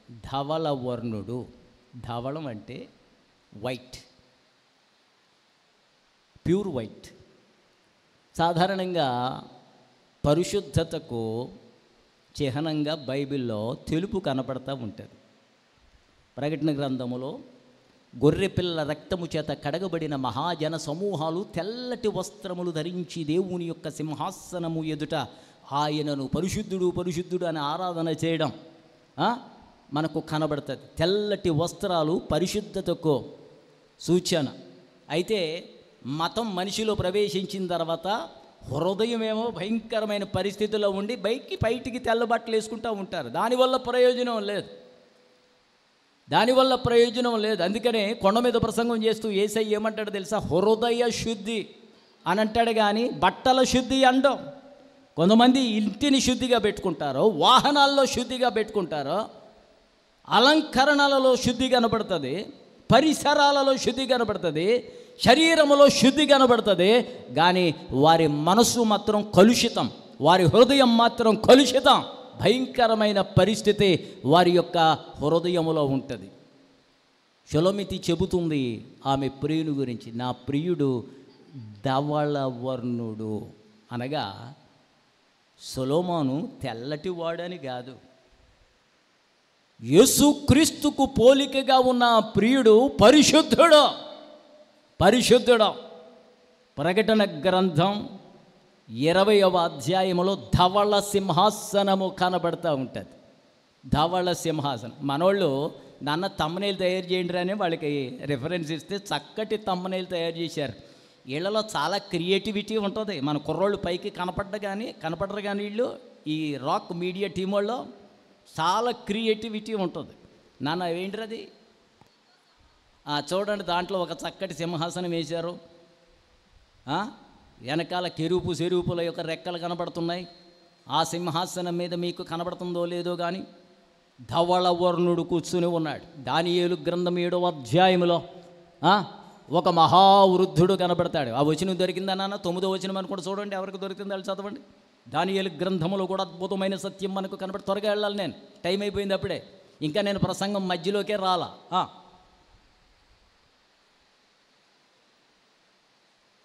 అదేనా 9 7వ అధ్యాయం 9. ఇంగ్లీష్లో కూడా చెప్పాలేమో మీకు నేను. Daniel chapter 7 verse 9.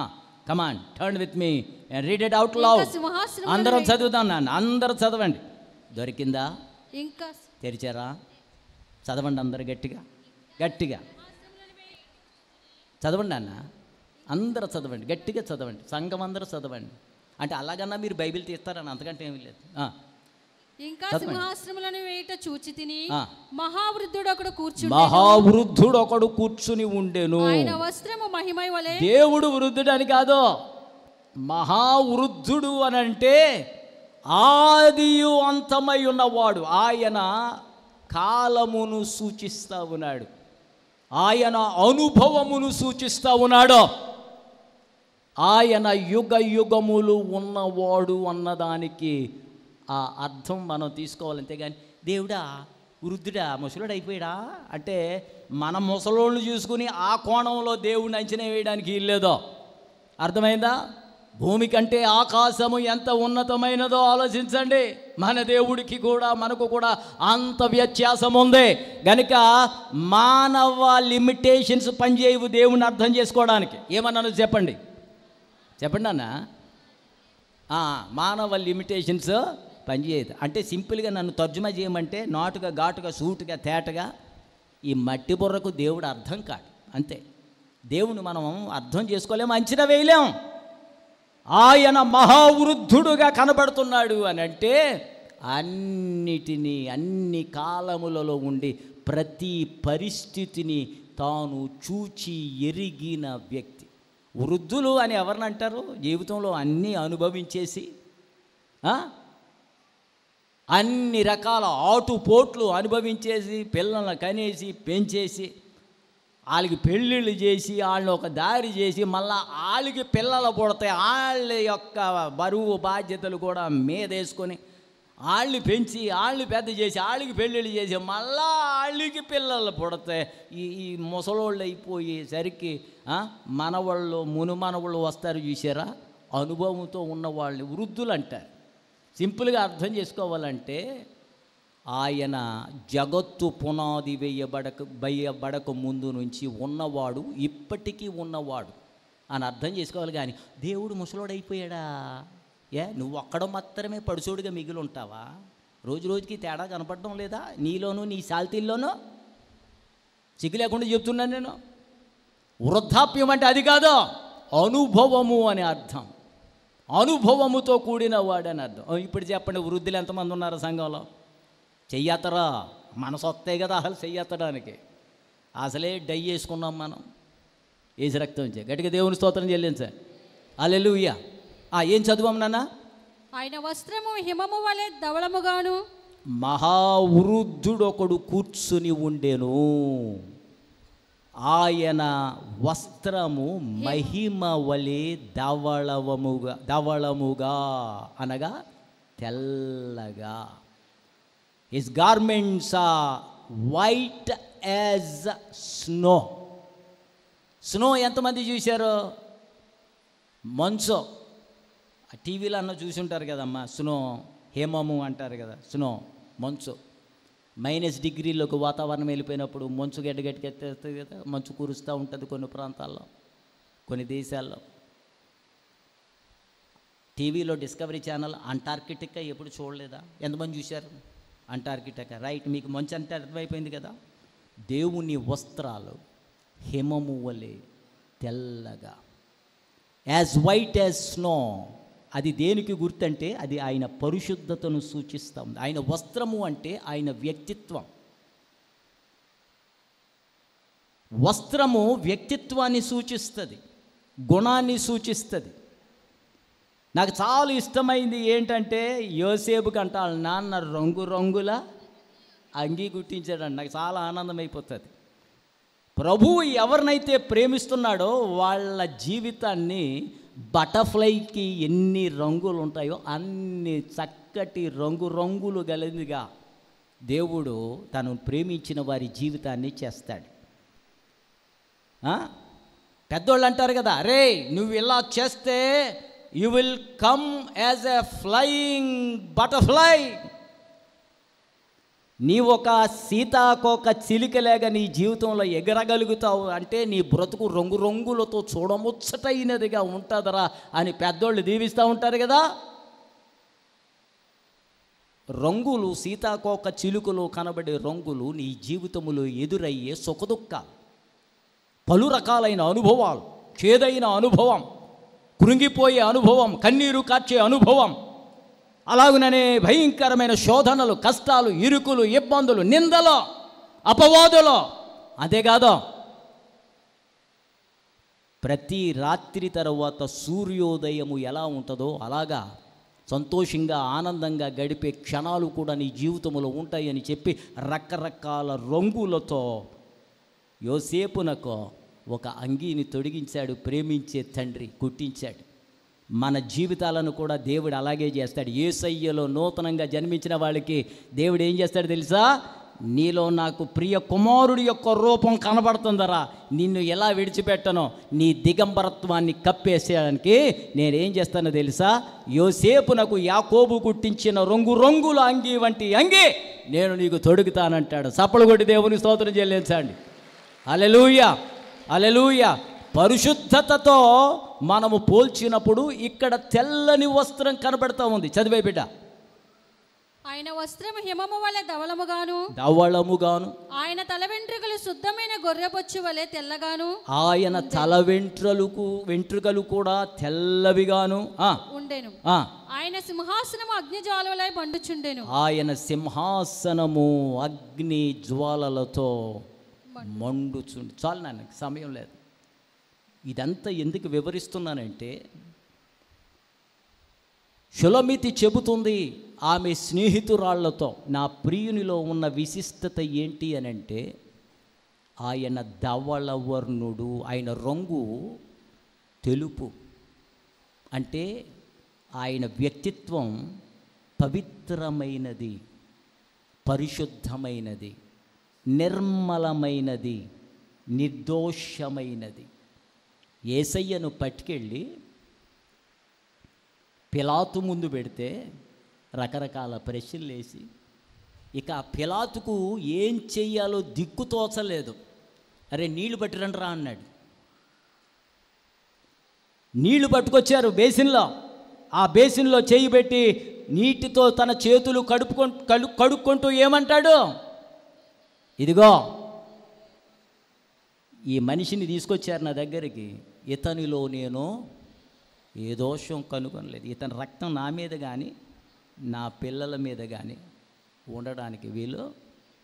I found no guilt in him. అతనిలో నాకు ఏ దోషం కనపడలేదు.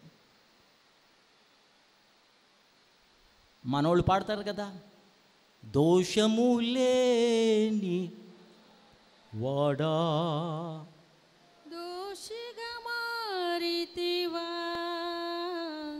నా పాపముకై నా శాపముకై, నా పాపముకై నా శాపముకై, దోషములేని వాడా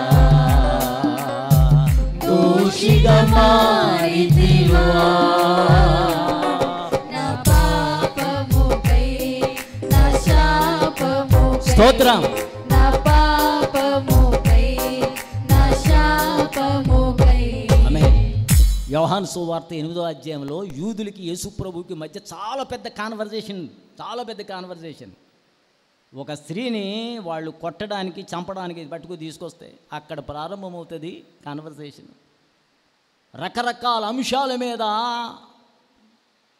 వాదోపవాదాలు జరుగుతూ ఉంటాయి. ఆయన వయసు గురించి, ఆయన అనుభవం గురించి, అబ్రాహాముకి ఈయనకున్న సంబంధం గురించి, అబ్రాహాముకు వాళ్ళకున్న సంబంధం గురించి వాదోపవాదాలు జరుగుతూ ఉంటే 8వ అధ్యాయం 45వ వచనం వచ్చేసరికి ఏమంటాడో తెలుసా? నాలో పాపమున్నదని మీలో ఎవడు స్థాపించ who can prove that I have sin in me? ఎవడు స్థాపిస్తాడు? నేను పాపంలోనే జీవిస్తున్నానని, పాపము చేతి నేను బంధించబడ్డానని, పాపము నా జీవితాన్ని, నా శరీరాన్ని ఏలుతుంది, నా బ్రతుకును ఏలుతుంది, నా హృదయాన్ని ఏలుతుందని ఎవడు నిరూపణ? అంటే మీరు ఆ వ్యభిచారం చేస్తూ పట్టుబడిన స్త్రీని కొట్టడానికి రాళ్ళు పట్టుకొచ్చారు కదా, మీలో ఏమన్నా రుజువు చేయగలిగిన ఆ యొక్క కెపాసిటీ ఉంటే నాలో పాపం ఉందని మీరు చెప్పండి. ఎవరైనా సరే యేసుప్రభుని ఎందుకు నమ్మాలి మేము అని అంటే, మీరు చెప్పాల్సిన అతి ప్రాముఖ్యమైన విషయాల్లో ఒక విషయం ఏంటి తెలుసా? ఆయన పాపము లేనివాడు. నీలాంటి వాడు నాలాంటి వాడు కాదు. ఆయన కనబడడానికి మనిషిగా అవతరించాడు. ఆయన సింహంగా వస్తే పారిపోతావు, పాముగా వస్తే పారిపోతావు, లేకపోతే ఇక ఏ యొక్క జంతువు రూపంలో వచ్చినా సరే నీకు కమ్యూనికేషన్ కుదరదు. నీవు అనుభవిస్తున్న ప్రతి శాపం, ప్రతి శోధన, ప్రతి పాపం, ప్రతి తెగులో యెషయా గ్రంథం 53వ అధ్యాయం అంటాడు, అతడు వ్యసనాక్రాంతుడుగా కనబడి. ఆయన అనుభవించని శ్రమ, శోధన అంటూ ఏది లేదు.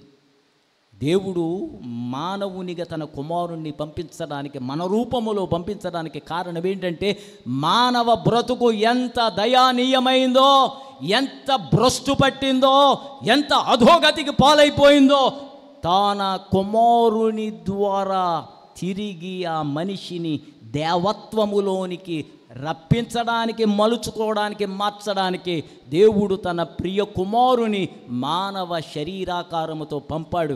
కానీ ఆయన యందు పాపము ఏమీయో లేదు. 1 యోహాను పత్రిక 3వ అధ్యాయంలో ఉంటుంది. 5వ వచనం చదవండి. మీకు సండే స్కూల్ అప్పటి నుంచి వచ్చి ఉండాలి ఈ వాక్యం. పాపములు తీసివేయుటకై ఆయన ప్రత్యక్షమాయనని మీకు తెలియను. ఆయన యందు పాపమేమీ లేదు. అంతే. భక్తుడైన యోహాను అంటున్నాడు, ఆయన యందు పాపము ఏమీయో. ఆయన చెప్పుకోవడం మాత్రమే కాదు, మీకు ఏమన్నా కెపాసిటీ ఉంటే నిరూపణ, రుజువు చేయండి. ప్రూవ్. యేసులో పాపము ఉన్నదని చరిత్రకారులలో అసలు ఆయన్ని విమర్శిస్తున్న వాళ్ళే కిరాయికి కొంతమందిని పెట్టుకుంటేనే కానీ వాళ్ళ వాదం నెగ్గలేదు జడ్జిల దగ్గర. నేరం మోపం. యేసులో పాపము లేని గుణం మనకు కనబడుతుంది. పిలాతుకు ఏం దొరకల? ఇదిగో ఈ మనుష్యుడు, ఈ మనుష్యునిలో నేను ఏ దోషమునో, ఏ లోపం లేదు ఆయనలో. ఆయనకంటే ముందు ఆయన భార్య చెప్పేసింది, అరే బాబు నువ్వు కోర్టుకి వెళ్తున్నావు, కానీ ఈరోజు కోర్టుకు తేబడబోయే ఆ యొక్క వ్యక్తి ఉన్నాడు, ఆయన నీతిమంతుడురా. ఆ నీతిమంతుని యొక్క జోలుకు నీవు వెళ్ళొద్దని భార్య కౌరు పెట్టింది. దాన్ని బట్టి యేసయ్య యొక్క నీతి, ఆయన యొక్క వ్యక్తిత్వం, ఆయన పరిశుద్ధత పిలాతు యొక్క ఇంటిలో కూడా మారుమ్రోగింది అన్న సత్యం క్రైస్తవ కుటుంబం, క్రైస్తవ సంఘం, లేకపోతే షులమితికి సాదృశ్యంగా ఉన్న ఈ యొక్క క్రైస్తవ సంఘం గ్రహించాల్సింది ఏంటంటే, మనము ఆరాధించే ఆ యేసు ఇతరుల వంటి వాడు కాదు. దేవునికి స్తోత్రం కలుగునుగాక. హల్లెలూయా. బెన్నీ జాషువా పాడతాడు కదా, ఇందాక పాడినట్టున్నాం మనం. నిన్ను పోలిన వారెవరు, మేలు చేయు దేవుడవు, నిన్నే నమ్మితి నా దేవా. పాడండి. నిన్ను పోలిన వారెవరు, మేలు చేయు దేవుడవు, నిన్నే నమ్మితి నా దేవా. నిన్నే నా జీవితమునకు ఆధారము చేసుకొంటిని, నీవు లేని జీవితమంతా వ్యర్థముగా పడనయ్యా.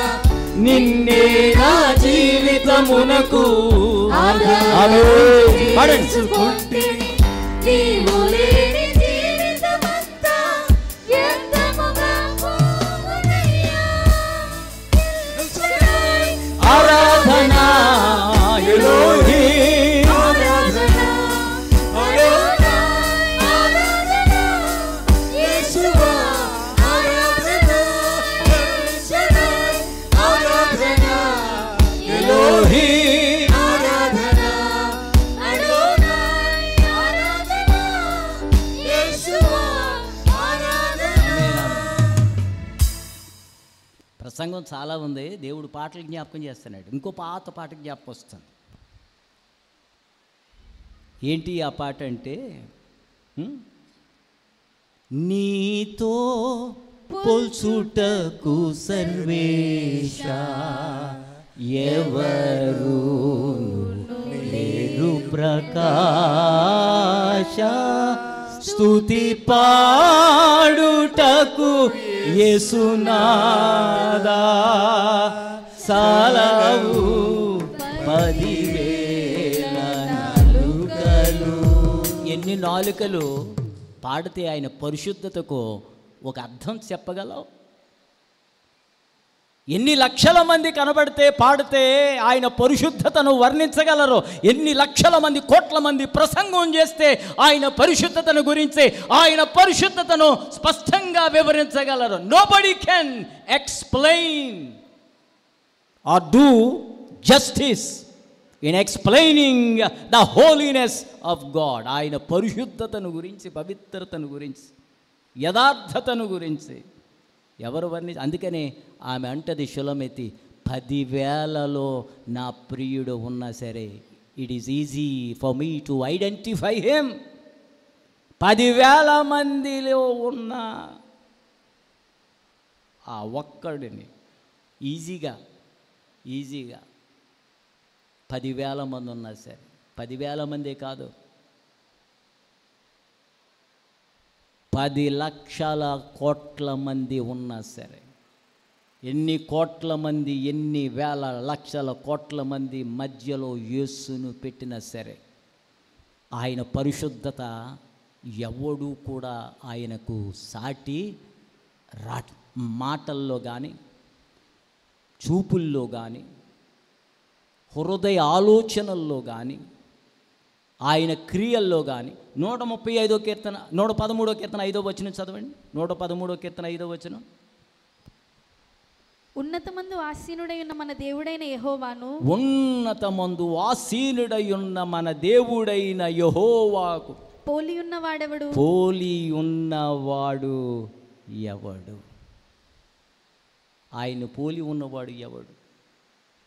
ఆయన రూపమే కాదు, ఆయన వ్యక్తిత్వం, ఆయన పరిశుద్ధత, ఆయన పవిత్రత, ఆయనలో ఉన్న ఆ యొక్క నిష్కల్మషమైన హృదయం, ఏ విధమైన కల్మషము లేని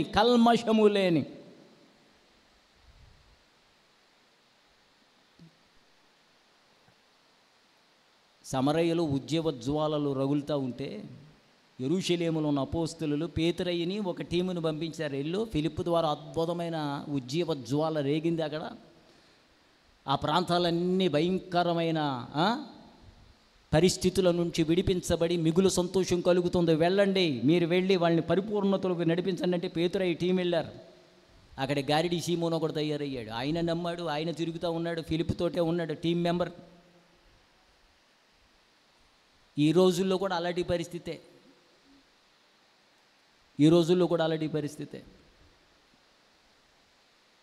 పేతురయ్య దగ్గరికి డబ్బట్టుకొచ్చి గారిడి సీమోను, మీ దగ్గర ఉన్న వరం మామూలు వరం కదా, నాకు కావాలి అని అన్నాడు. పేతురు చూచినప్పుడు, బాబు నీ హృదయం ఘోర దుస్తత్వమూలం, ఫుట్నోట్లో ఉంటుంది, చేదైన పైత్యం. ఇప్పుడు వినపడడం లేదుగా నా మాట, పూర్వం ఎక్కువ వాడేవాడు. వీడికి పైత్యం పెరిగిపోయిందిరా. కొంతమంది విశ్వాసులకి ఊరికి పైత్యం పెరిగిపోతూ ఉంటుంది. పైత్యం విశ్వాసులకే కాదమ్మా, మా బోటి సేవకులకు కూడా చాలా రకాలైన పైత్యాలు ఉంటాయి, మీకు తెలియదు. ఎందుకంటే అంగీలు వేసుకుని సిలువలు వేసుకుని తాళ్ళు కట్టుకుని దేవదూతల్లాగా వచ్చేస్తాం కాబట్టి మీకు అర్థమవుతాం. రక్తమాంసాలు ఉన్న ప్రతి వాడిలో పైత్యపు పేలాపన, పైత్యపు రుచులో పైత్యపు ప్రవర్తన ఉంటుందే. గారిడి సీమోను, నీ గారిడీలు పరిశుద్ధాత్మ దగ్గర కాదురా. గారిడీలు చేయడానికి పరిశుద్ధాత్మ దేవుని సన్నిధి పనికిరాదు. నీ హృదయం ఘోర దుష్టత్వములో, చేదైన పైత్యంలో, పైత్యం పెరిగిపోయింది సీమోను. ఇంతకాలం నువ్వు సంఘంలోనే ఉన్నా కానీ పైత్యపు జబ్బు మాత్రం పోలేదా? నీ హృదయం పరిశుద్ధంగా మారలేదు. పరిశుద్ధుడైన దేవుణ్ణి పరిశుద్ధుడు పరిశుద్ధుడు ప్రభు యేసుకే మహిమ ప్రభావము అని పాడతావు, కానీ ఆ పరిశుద్ధత వెంట్రుక వాసి కూడా నీలో లేదు. వెంట్రుక వాసి కూడా లేదు. మాట్లాడితే యెషయా గ్రంథం 6వ అధ్యాయం, పరలోకం ముందు తెరవబడిన ఆ యొక్క పరిశుద్ధమైన ఆరాధన యెషయా చూచెను అని. యెషయా చూచాడు. యెషయా పెదవులకున్న మలినం పోగొట్టుకున్నాడు. దేవుని సన్నిధిలోనికి నీ వచ్చి ఆరాధన చేస్తున్నప్పుడు, పూజ చేస్తూ ఉన్నప్పుడు, ఆయనను భజిస్తూ ఉన్నప్పుడు, పాటలు పాడుతూ ఉన్నప్పుడు, సాక్ష్యం చెబుతూ ఉన్నప్పుడు, వాక్యం వింటూ ఉన్నప్పుడు, వాక్య ధ్యానం జరుగుతూ ఉన్నప్పుడు నీ పెదవులు అనగా నీ అంతరంగ హృదయ పురుషుడు అతని శిరస్సు మొదలుకొని అరికాల వరకు శుద్ధీకరణ జరగాలి. శుద్ధీకరణ, అది నిజమైన ఆరాధన. అది నిజమైన ఆరాధన. అలాంటి ఆరాధన చేయడానికి దేవుడు మనకు నేర్పునుగాక. హల్లెలూయా. వెల్పులలో నీతో సమానుడు. పరిశుద్ధతను బట్టి చూస్తే నీవు మహనీయుడవు. We cannot compare with anybody. Nobody is like you. Who is like unto you? నీలాంటి వాళ్ళు ఎవరున్నారయ్యా చరిత్రలో? నీలాగ అద్భుతాలు, నీలాగ మహత్కార్యాలు, నీలాగ సూచక క్రియలు, నీలాంటి మహాద్భుతాలు చేయగలిగిన వాడు ఎవరున్నాడు? నీళ్లను ద్రాక్షారసంగా మార్చేయగలిగిన వాడు ఎవరు? కుష్ఠరోగులు అవయవాలన్నీ తినేస్తే పసిబిడ్డల దేహములను మార్చివేసిన వాళ్ళు ఎవరున్నారు? 38 సంవత్సరాలు బెతెస్దా కోనేటి దగ్గర పడి రోగంతో మురిగిపోయి ముదిరిపోయి చావడానికి సిద్ధంగా ఉన్నవాడిని అకస్మాత్తుగా లేపి నడిపించగలిగిన వాడు ఎవరున్నారు? నీళ్ల మీద పేతురంతటి వాడిని నడిపించగలిగిన వాడు ఎవడున్నాడు? గాలిని తుఫానును నిమ్మలపడమని ఆజ్ఞ ఇయ్యగా అవి లోపడ్డాయే, అలాంటి వాడు ఎవడున్నాడు? 7 దెయ్యాల చేత పట్టబడి పీడించబడుతున్న మగ్దలేని మరియను ఒక పరిశుద్ధురాలుగా, ఒక పవిత్రమైన దేవుని యొక్క సాక్షిగా మార్చేయగలిగిన మహనీయుడు ఎవరయ్యా నీలాంటి వాడు? వేల దెయ్యాల చేత పట్టబడి గెరాసేనుల దేశంలో దిగంబర స్వామిగా తిరుగుతున్న ఆ యవనుణ్ణి స్వస్థత కలగజేసి, స్వస్థ బుద్ధి గలవానిగా చేసి, డెకపొలేస్ అనే 10 పట్టణాలకు మహా గొప్ప సువార్థికునిగా చేసిన మహనీయుడు నీలాంటి వాడు ఎవడున్నాడయ్యా? ఎవడున్నాడు? లూకా సువార్త 19వ అధ్యాయంలో మనుష్యుల యొక్క రక్తాన్ని, కష్టార్జితాన్ని జలగలేగా మింగేస్తున్న జక్కయ్య అనే ఒక భయంకరమైన అధికారిని ఒక ఉదార స్వభావము కలిగిన అబ్రహాము యొక్క సంతానముగా మార్చగలిగిన నీలాంటి వాడు ఎవరున్నాడయ్యా ఈ లోకంలో? అద్భుతాలు అంటే మనసులను మార్చడం, ప్రవర్తనను మార్చడం, బ్రతుకులను మార్చడం, జీవన విధానములను మార్చగలిగిన వాడు ఎవడున్నాడు? గొంగల పురుగు వంటి స్వభావము కలిగిన వారిని సీతాకోక చిలుకల్లాగా ఎగరడం నేర్పించగలిగిన వాడు ఎవడున్నాడు? పరలోకపు సన్నిధిలో రెక్కలు చాపి దేవుని సన్నిధిలో విహరించడం నేర్పగలిగిన నీలాంటి మహనీయుడు ఎవరున్నారయ్యా? మనం అనుకుంటాం ఆయన మనలాగే మానవుడిగా పుట్టాడు, మనలాటోడే అయిన మనలాటోడే. యేసు ప్రభునే అన్నారు, వీళ్ళ నాన్న వడ్రంగివాడు కదా, వీళ్ళు బ్రదర్స్ మనకు తెలీదా? వీళ్ళు బ్రదర్స్ అంటే వాళ్ళ అండర్స్టాండింగ్ అంతవరకే. కొంతమంది క్రైస్తవుల గ్రహింపు యేసును గురించి అంతంత మాత్రమే. గొర్రుతోక బెటర్ వీళ్ళకన్నా. వీళ్ళ గ్రహింపు అంతంత మాత్రమే. నీ గ్రహింపు ఎంతవరకు ఉంది నాన్న? నీ గ్రహింపు ఎంతవరకు ఉంది? యేసుక్రీస్తుని గురించి నీ అవగాహన ఎంతవరకు?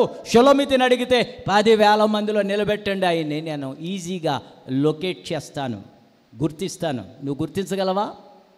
ఆయనలో ఉన్న పరిశుద్ధతను గుర్తించావా? ఆయనలో ఉన్న విశిష్టతను గుర్తించావా?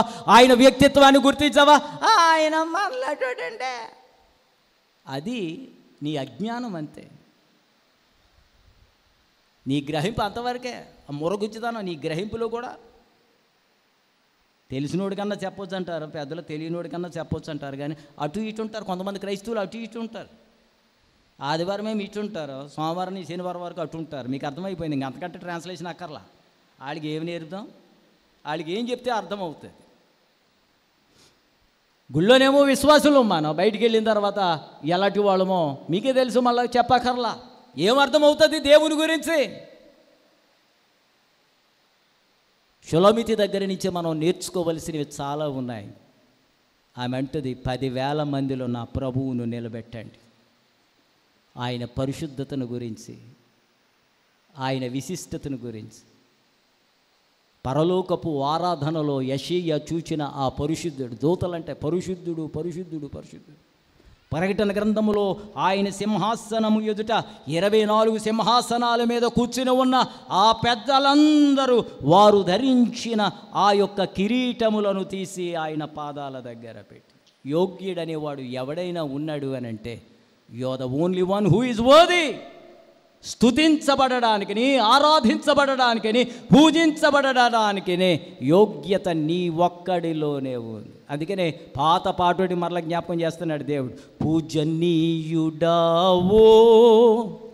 రాజాది రాజా పూజింతు విముల రాజాది రాజా పూజింతు విముల పూజనీయుడావో. పాడి పాడి అలసిపోయినట్టున్న వదిలే నన్ను ప్రసంగం కంటిన్యూ చేసేస్తాను. పూజింపబడదగిన వాడు ఎవడైనా ఒకడు ఉన్నాడా ఈ సృష్టిలో అంటే ఒకే ఒకడు ఉన్నాడు. ఎవరినైనా ఆరాధించాలన్నా, ఎవరినైనా కొలవాలన్నా దేవుడు అనే వ్యక్తికి, సృష్టికర్తకు ఉండాల్సిన అతి శ్రేష్టమైన లక్షణాలలో ప్రథమ లక్షణం వివరిస్తున్నాడు దేవుడు, పరిశుద్ధత. పరిశుద్ధతను బట్టి చూస్తే ఆయన పూజనీయుడు. దేవునికి స్తోత్రం కలుగునుగా. హల్లెలూయా. వేల్పులలో నీతో సమానులు ఎవరు? ఈ అసమానుడైన ఈ దేవునిని ఆరాధించడానికి మనం వచ్చినప్పుడు శరీరముతో ఆరాధన చేయకూడదు. రోమ 12 చదవండి.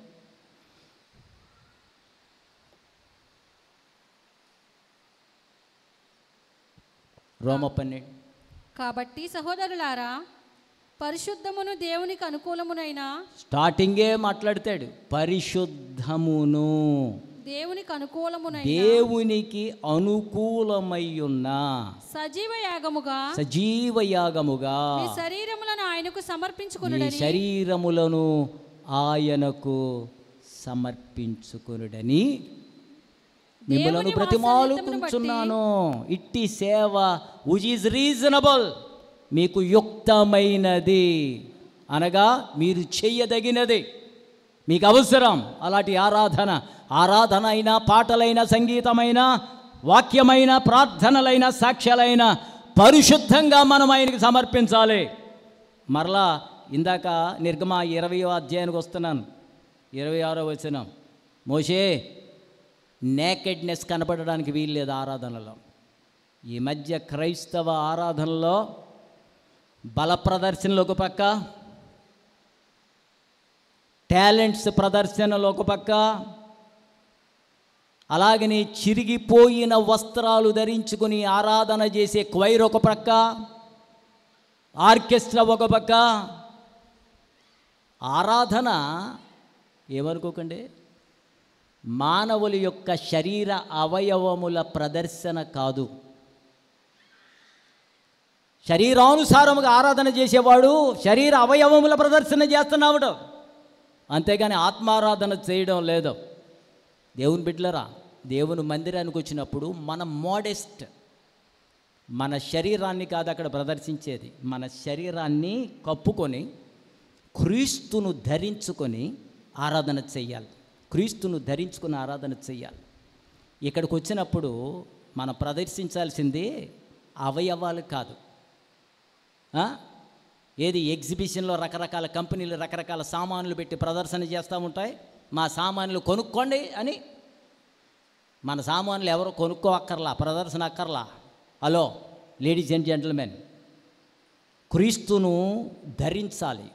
క్రీస్తులోనికి బాప్తిస్మము పొందిన ప్రతి వాడు క్రీస్తును ధరించి ఉన్నాడు. క్రీస్తును ధరించిన వాడికి ఇంకేమైనా అలంకరణ అవసరమా? ఆభరణాలు అవసరమా? ఇంకేమైనా అవసరమా? లేకపోతే కట్లు కడతారా? లేకపోతే ఇంకేమైనా పెడతారా? క్రీస్తును ధరించిన తర్వాత ఆయన ముఖానికి ఏం పెడతారు మీరు? ఆయన శరీరానికి ఏం తగిలిస్తారు మీరు? ఏం అక్కర్లా, ఉన్నవి చాలా. క్రీస్తులోనికి బాప్తిస్మం పొందిన ప్రతి బిడ్డ నా మీద నాలో క్రీస్తు ఉన్నాడు అని గ్రహించి ఆరాధన చేయగలిగితే ఆరాధన విధానం మారిపోతుంది. గట్టిగా చప్పలు కొట్టి దేవుని స్తోత్రం చెల్లించండి అందరూ. హల్లెలూయా, హల్లెలూయా, హల్లెలూయా. లేచి నిలబడండి, ప్రార్థన చేస్తాను. చాలా పెద్ద ప్రసంగం, ముగించేస్తాను. నీతో పోల్చుటకు సర్వేశా ఎవరు లేరు, ప్రకాశ స్తుతి పాడుటకు యేసునాదా చాలవు 10,000 నాలుకలు. నిజముగా యేసు పరిశుద్ధుడు, పరమదేవుని చూచుటకు. నిజముగా యేసు పరిశుద్ధుడు, పరమదేవుని చూచుటకు. స్తుతులతోను కవిత్వముతో దేవదేవుని చేరెదము. స్తుతులతోను కవిత్వముతో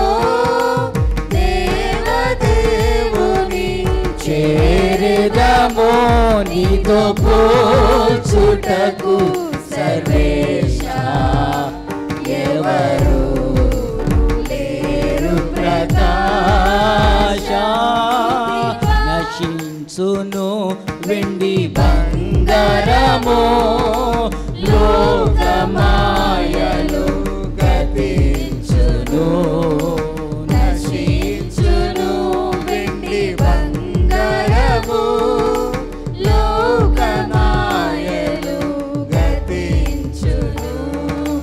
విలువైనది స్థిరమైనది యేసునాథుని కృపవరమే. విలువైనది స్థిరమైనది యేసునాథుని కృపవరమే. నీతో పోల్చుటకు సర్వేశా ఎవరు లేరు, ప్రకాశ స్తుతి పాడుటకు యేసునాదా చాలవు 10,000 నాలుకలు. జీవమిచ్చిలే చెను ప్రభువు, జీవదేవుడు విజయుడై. జీవమిచ్చిలే చెను ప్రభువు, జీవదేవుడే యేసు ప్రభు తిరిగి వచ్చున్ సమీపించున శుభదినము యేసు ప్రభు తిరిగి వచ్చున్ సమీపించు ఆ శుభదినము నీతో పోల్చుటకు సర్వేశ ఎవరు లేరు ప్రకాశ స్తుతి పాడుటకు యేసునాథా చాలవు 10,000 నలుకలు. ఆమేన్. కళ్ళు మూయండి, ప్రార్థన చేద్దాం. వేల్పులతో ఈ ప్రభువారిని పోలిస్తే ఎవరితో సమానుడిగా ఉంటాడు? ఆయన యొక్క మహిమ, ఆయన తేజస్సు, ఆయన వ్యక్తిత్వం. ఆయనే అంటాడు, ఎవరితో పోలుస్తారు నన్ను? ఎవరితో పోలుస్తారు? నా పరిశుద్ధతను, నా నీతిని, నా సాహస కార్యాలను ఎవరితో పోలుస్తారు? యెషయా గ్రంథంలో కనబడుతుంది మనకి. ఎవరితో పోలుస్తాం? ఆయన కార్యాలు, ఆయన అద్భుతాలు, ఆయన సూచక క్రియలు, ఆయన మహత్యాలు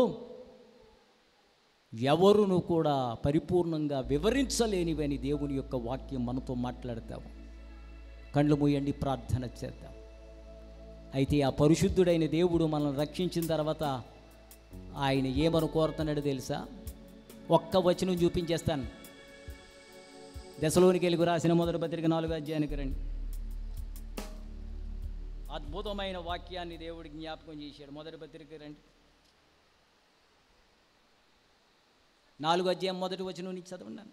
మెట్టుకు సహోదరులారా, మెట్టుకు సహోదరులారా, మేము ప్రభువైన యేసు ద్వారా మీకు ఇచ్చిన ఆజ్ఞను మీరు ఎరుగుదురు కాగా, మీరు ఎలాగూ నడుచుకొని దేవుని సంతోషపరచవలెనో మా వలన నేర్చుకొనిన ప్రకారముగా మీరు నడుచుకొనిచున్నారు. ఈ విషయంలో మీరు అంతకంతకు అభివృద్ధి నొందవలెనని మిమ్ముని వేడుకొని ప్రభువైన యేసునందు హెచ్చరించుచున్నాము. మీరు పరిశుద్ధులగుటయే, మీరు పరిశుద్ధులగుటయే అనగా మీరు జారత్వమునకు దూరముగా ఉండుటయే, మీరు జారత్వమునకు దూరముగా ఉండుటయే దేవుని చిత్తము. ఇంకా చదవం. మీలో ప్రతివాడును దేవుని ఎరుగనని అన్యజనుల వలె కామాభిలాషయందు కాక పరిశుద్ధత యందును ఘనత యందును తన తన ఘటమును ఎట్లు కాపాడుకొనవలెనో. దేవుని చిత్తం ఏంటంటే ప్రతివాడు పరిశుద్ధత యందును ఘనత యందును తన ఘటము కాపాడుకొనడం. దేవుడు పరిశుద్ధుడే, అయితే ఆయన హృదయ వాంఛ ఏంటి తెలుసా? ఆయనను ప్రేమించే మనము కూడా పరిశుద్ధులముగా మారాలి. హల్లెలూయా చెప్పండి. హల్లెలూయా, హల్లెలూయా. అది దేవుని ప్రణాళిక. ఈరోజు ఈ వాక్యం ప్రభు మనకి ఎందుకు ఇచ్చాడో తెలుసా? మనలను కూడా పరిశుద్ధులుగా మార్చడానికే యేసయ్య ఈ లోకానికి వచ్చాడు. మనం పోగొట్టుకున్న పరిశుద్ధత, పోగొట్టుకున్న సరళత్వం ఏది? అపవాది తన కుయుక్తి చేత అవ్వ యొక్క సరళత నుండి చెడగొట్టింది. మైండ్ పొల్యూట్ అయిపోయింది, హార్ట్ పొల్యూట్ అయిపోయింది, పవిత్రత లేదు ఆరాధనలో, లోకం కలిసిపోయింది. మన భక్తే దేవుని దృష్టిలో మురికి కంపు కొడుతుంది, మురికి కంపు కొడుతుంది. ఆరాధన మురికి కంపు కొడుతుంది. బట్టల అత్తర వాసన, ఆత్మ పాపపు వాసన. దేవునికి కావాల్సింది జీవార్థపు వాసన, రక్షణార్థమైన వాసన, క్రీస్తు జ్ఞానమను సువాసన దేవునికి కావాలి. అదే పరిశుద్ధత, అదే పరిశుద్ధత. అది ఆయన నామములోనే ఆ పరిమళ తైలము దొరుకుతుంది. అలాంటి పరిశుద్ధతను దేవుడు ప్రతి బిడ్డకును దయచేయునుగాక. కళ్ళు మూయండి, 2 చేతులు జోడించండి, ప్రార్థన చేసుకున్నాం. పాస్టమ్మ గారు ప్రార్థన చేస్తారు. కళ్ళు మూయండి.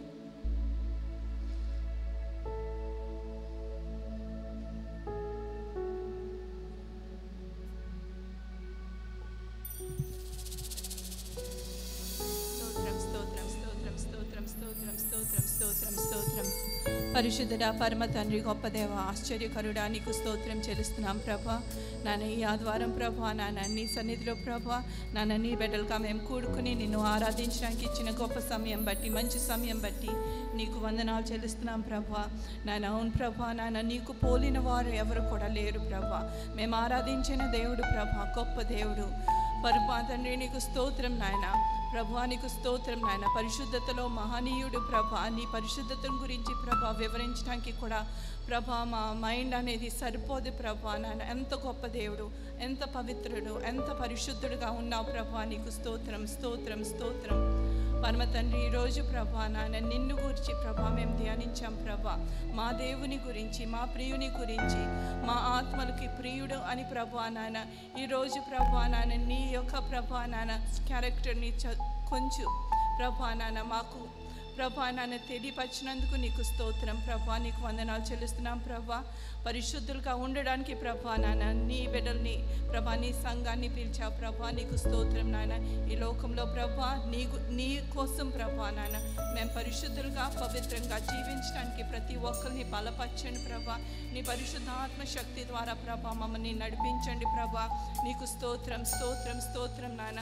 పరమ తండ్రి నీ సంఘమైన మేము ప్రభా నాన్న ప్రభా నీ సంఘము ప్రభా నాన్న ఈ లోకంలో ప్రభా నాన్న ఒక ప్రత్యేకమైన ప్రభా నాన్న వధు సంఘంగా ప్రభా నాన్న పరిశుద్ధంగా ప్రభా నాన్న నిలబడడానికి ప్రభా ఇతరులకి ప్రభా నాన్న మా ప్రియుని యొక్క విశేషత మేము చూపించడానికి ప్రభా చెప్పడానికి ప్రభా నాన్న మమ్మల్ని ప్రభా నాన్న నిలబెట్టి ప్రభా పరిశుద్ధతగా ప్రభా నాన్న జీవించడానికి క్రీస్తుని ధరించుకోవడానికి ప్రభా నాన్న ప్రతి ఒక్కరిని బలపరచండి ప్రభా. నీకు స్తోత్రం స్తోత్రం స్తోత్రం నాన్న ప్రభా. ఈరోజు ప్రభా నాన్న కూడుకున్న ప్రతి బిడ్డని ప్రభా ఇక్కడ నిలబడిన ప్రతి బిడ్డని ప్రభా నాయన ఈరోజు ప్రభా నీ మాట ద్వారా ప్రభా నువ్వు మాట్లాడావు ప్రభా. పరిశుద్ధత ప్రభా నీ జీవితం అనేది మమ్మల్ని పరిశుద్ధంగా జీవించడానికి ప్రభా మమ్మల్ని పిలిచావు ప్రభా. You have called us not unto uncleanness but Lord unto holiness and unto sanctification and unto honor, to the glory and honor of your name. ప్రభా నీకు స్తోత్రం స్తోత్రం స్తోత్రం నాయన. పరమ తండ్రి నాయన మమ్మల్ని ప్రభా నాయన నీ బిడ్డలుగా తీర్చిదిద్దండి. ప్రతి ఒక్కరు క్రీస్తుని ధరించి ప్రభా నాయన ఈ లోకంలో జీవించడానికి విజయమైన జీవితం ప్రభా నాయన మాకు దయచేయమని యేసు నామములో అడుగుచున్నాను తండ్రి. ఆమేన్. మన తండ్రి అయిన దేవుని ప్రేమ, రక్షకుడును మన ప్రభువు అయిన యేసు క్రీస్తు వారి దివ్య కృప, పరిశుద్ధాత్మ దేవుని అన్యోన్య సహవాసము సన్నిధానము దేవుని బిడ్డలారా మీకును మన రాక్ సంఘములన్నిటికీ కుటుంబములన్నిటికీ సదాకాలము తోడుగా ఉండును గాక.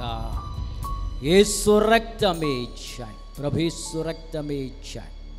యేసు నామమునకు సంపూర్ణ మహిమ కలుగును గాక. ఆమేన్. దేవుని బిడ్డలారా ప్రత్యేకమైన ప్రకటన చేస్తూ ఉన్నాను.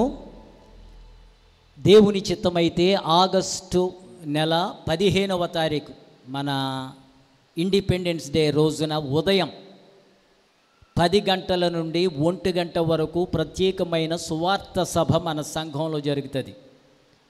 ఆ సభకు మన సంఘ బిడ్డలందరూ కుటుంబాలతో హాజరు కావాలి.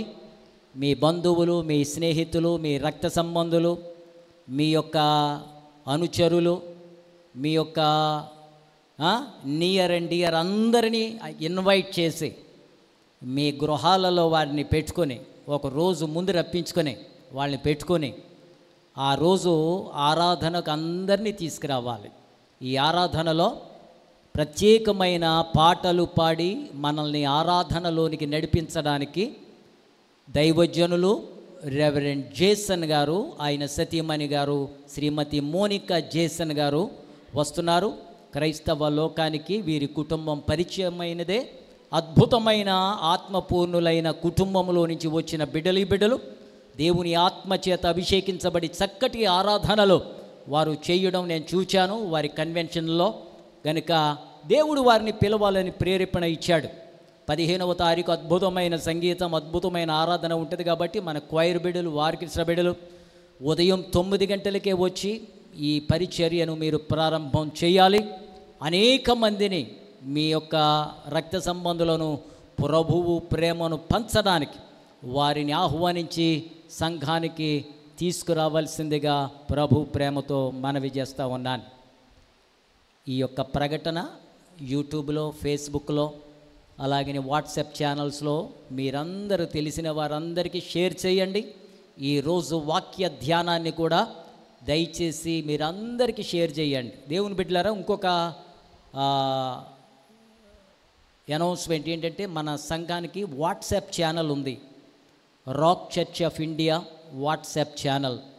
దానిలో ప్రకటనలు, అడ్వర్టైజ్మెంటు, అలాగనే వాక్యం, ఇవి ప్రతి వారం వస్తున్నాయి. మీరు దానిని ఏమంటారు, సబ్స్క్రైబ్ చేసుకోవాలి. అందరూ రాక్ సంఘ బిడ్డలు సబ్స్క్రైబ్ చేసుకోవలసిన వాట్సాప్ ఛానల్ ఇది మాత్రమే. నేను రాక్ సంఘ మెంబర్ అండి, నేను ఒక ఛానల్ పెడుతున్నాను, మీరు జాయిన్ అవ్వండి అంటే అలాంటి బేవర్స్ రకాలకి ఎవ్వడికి మీ నెంబర్లో ఒకండి. Rock Church of India channel ఇది మాత్రమే వాట్సాప్ ఛానల్. కనుక ఈ ఛానల్ మాత్రమే మీరు సబ్స్క్రైబ్ చేసుకోండి. ఈ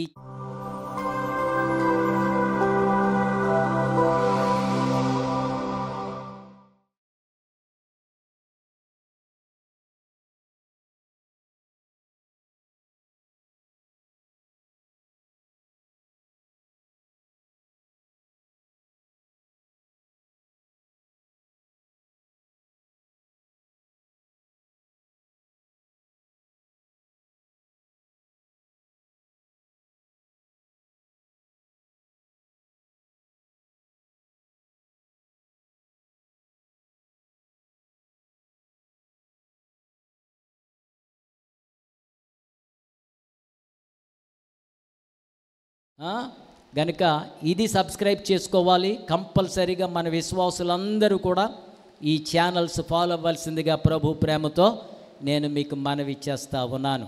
God bless you. Okay, online cut చేయండి నన్ను. ఇప్పుడు అందరు లేచి నిలబడండి.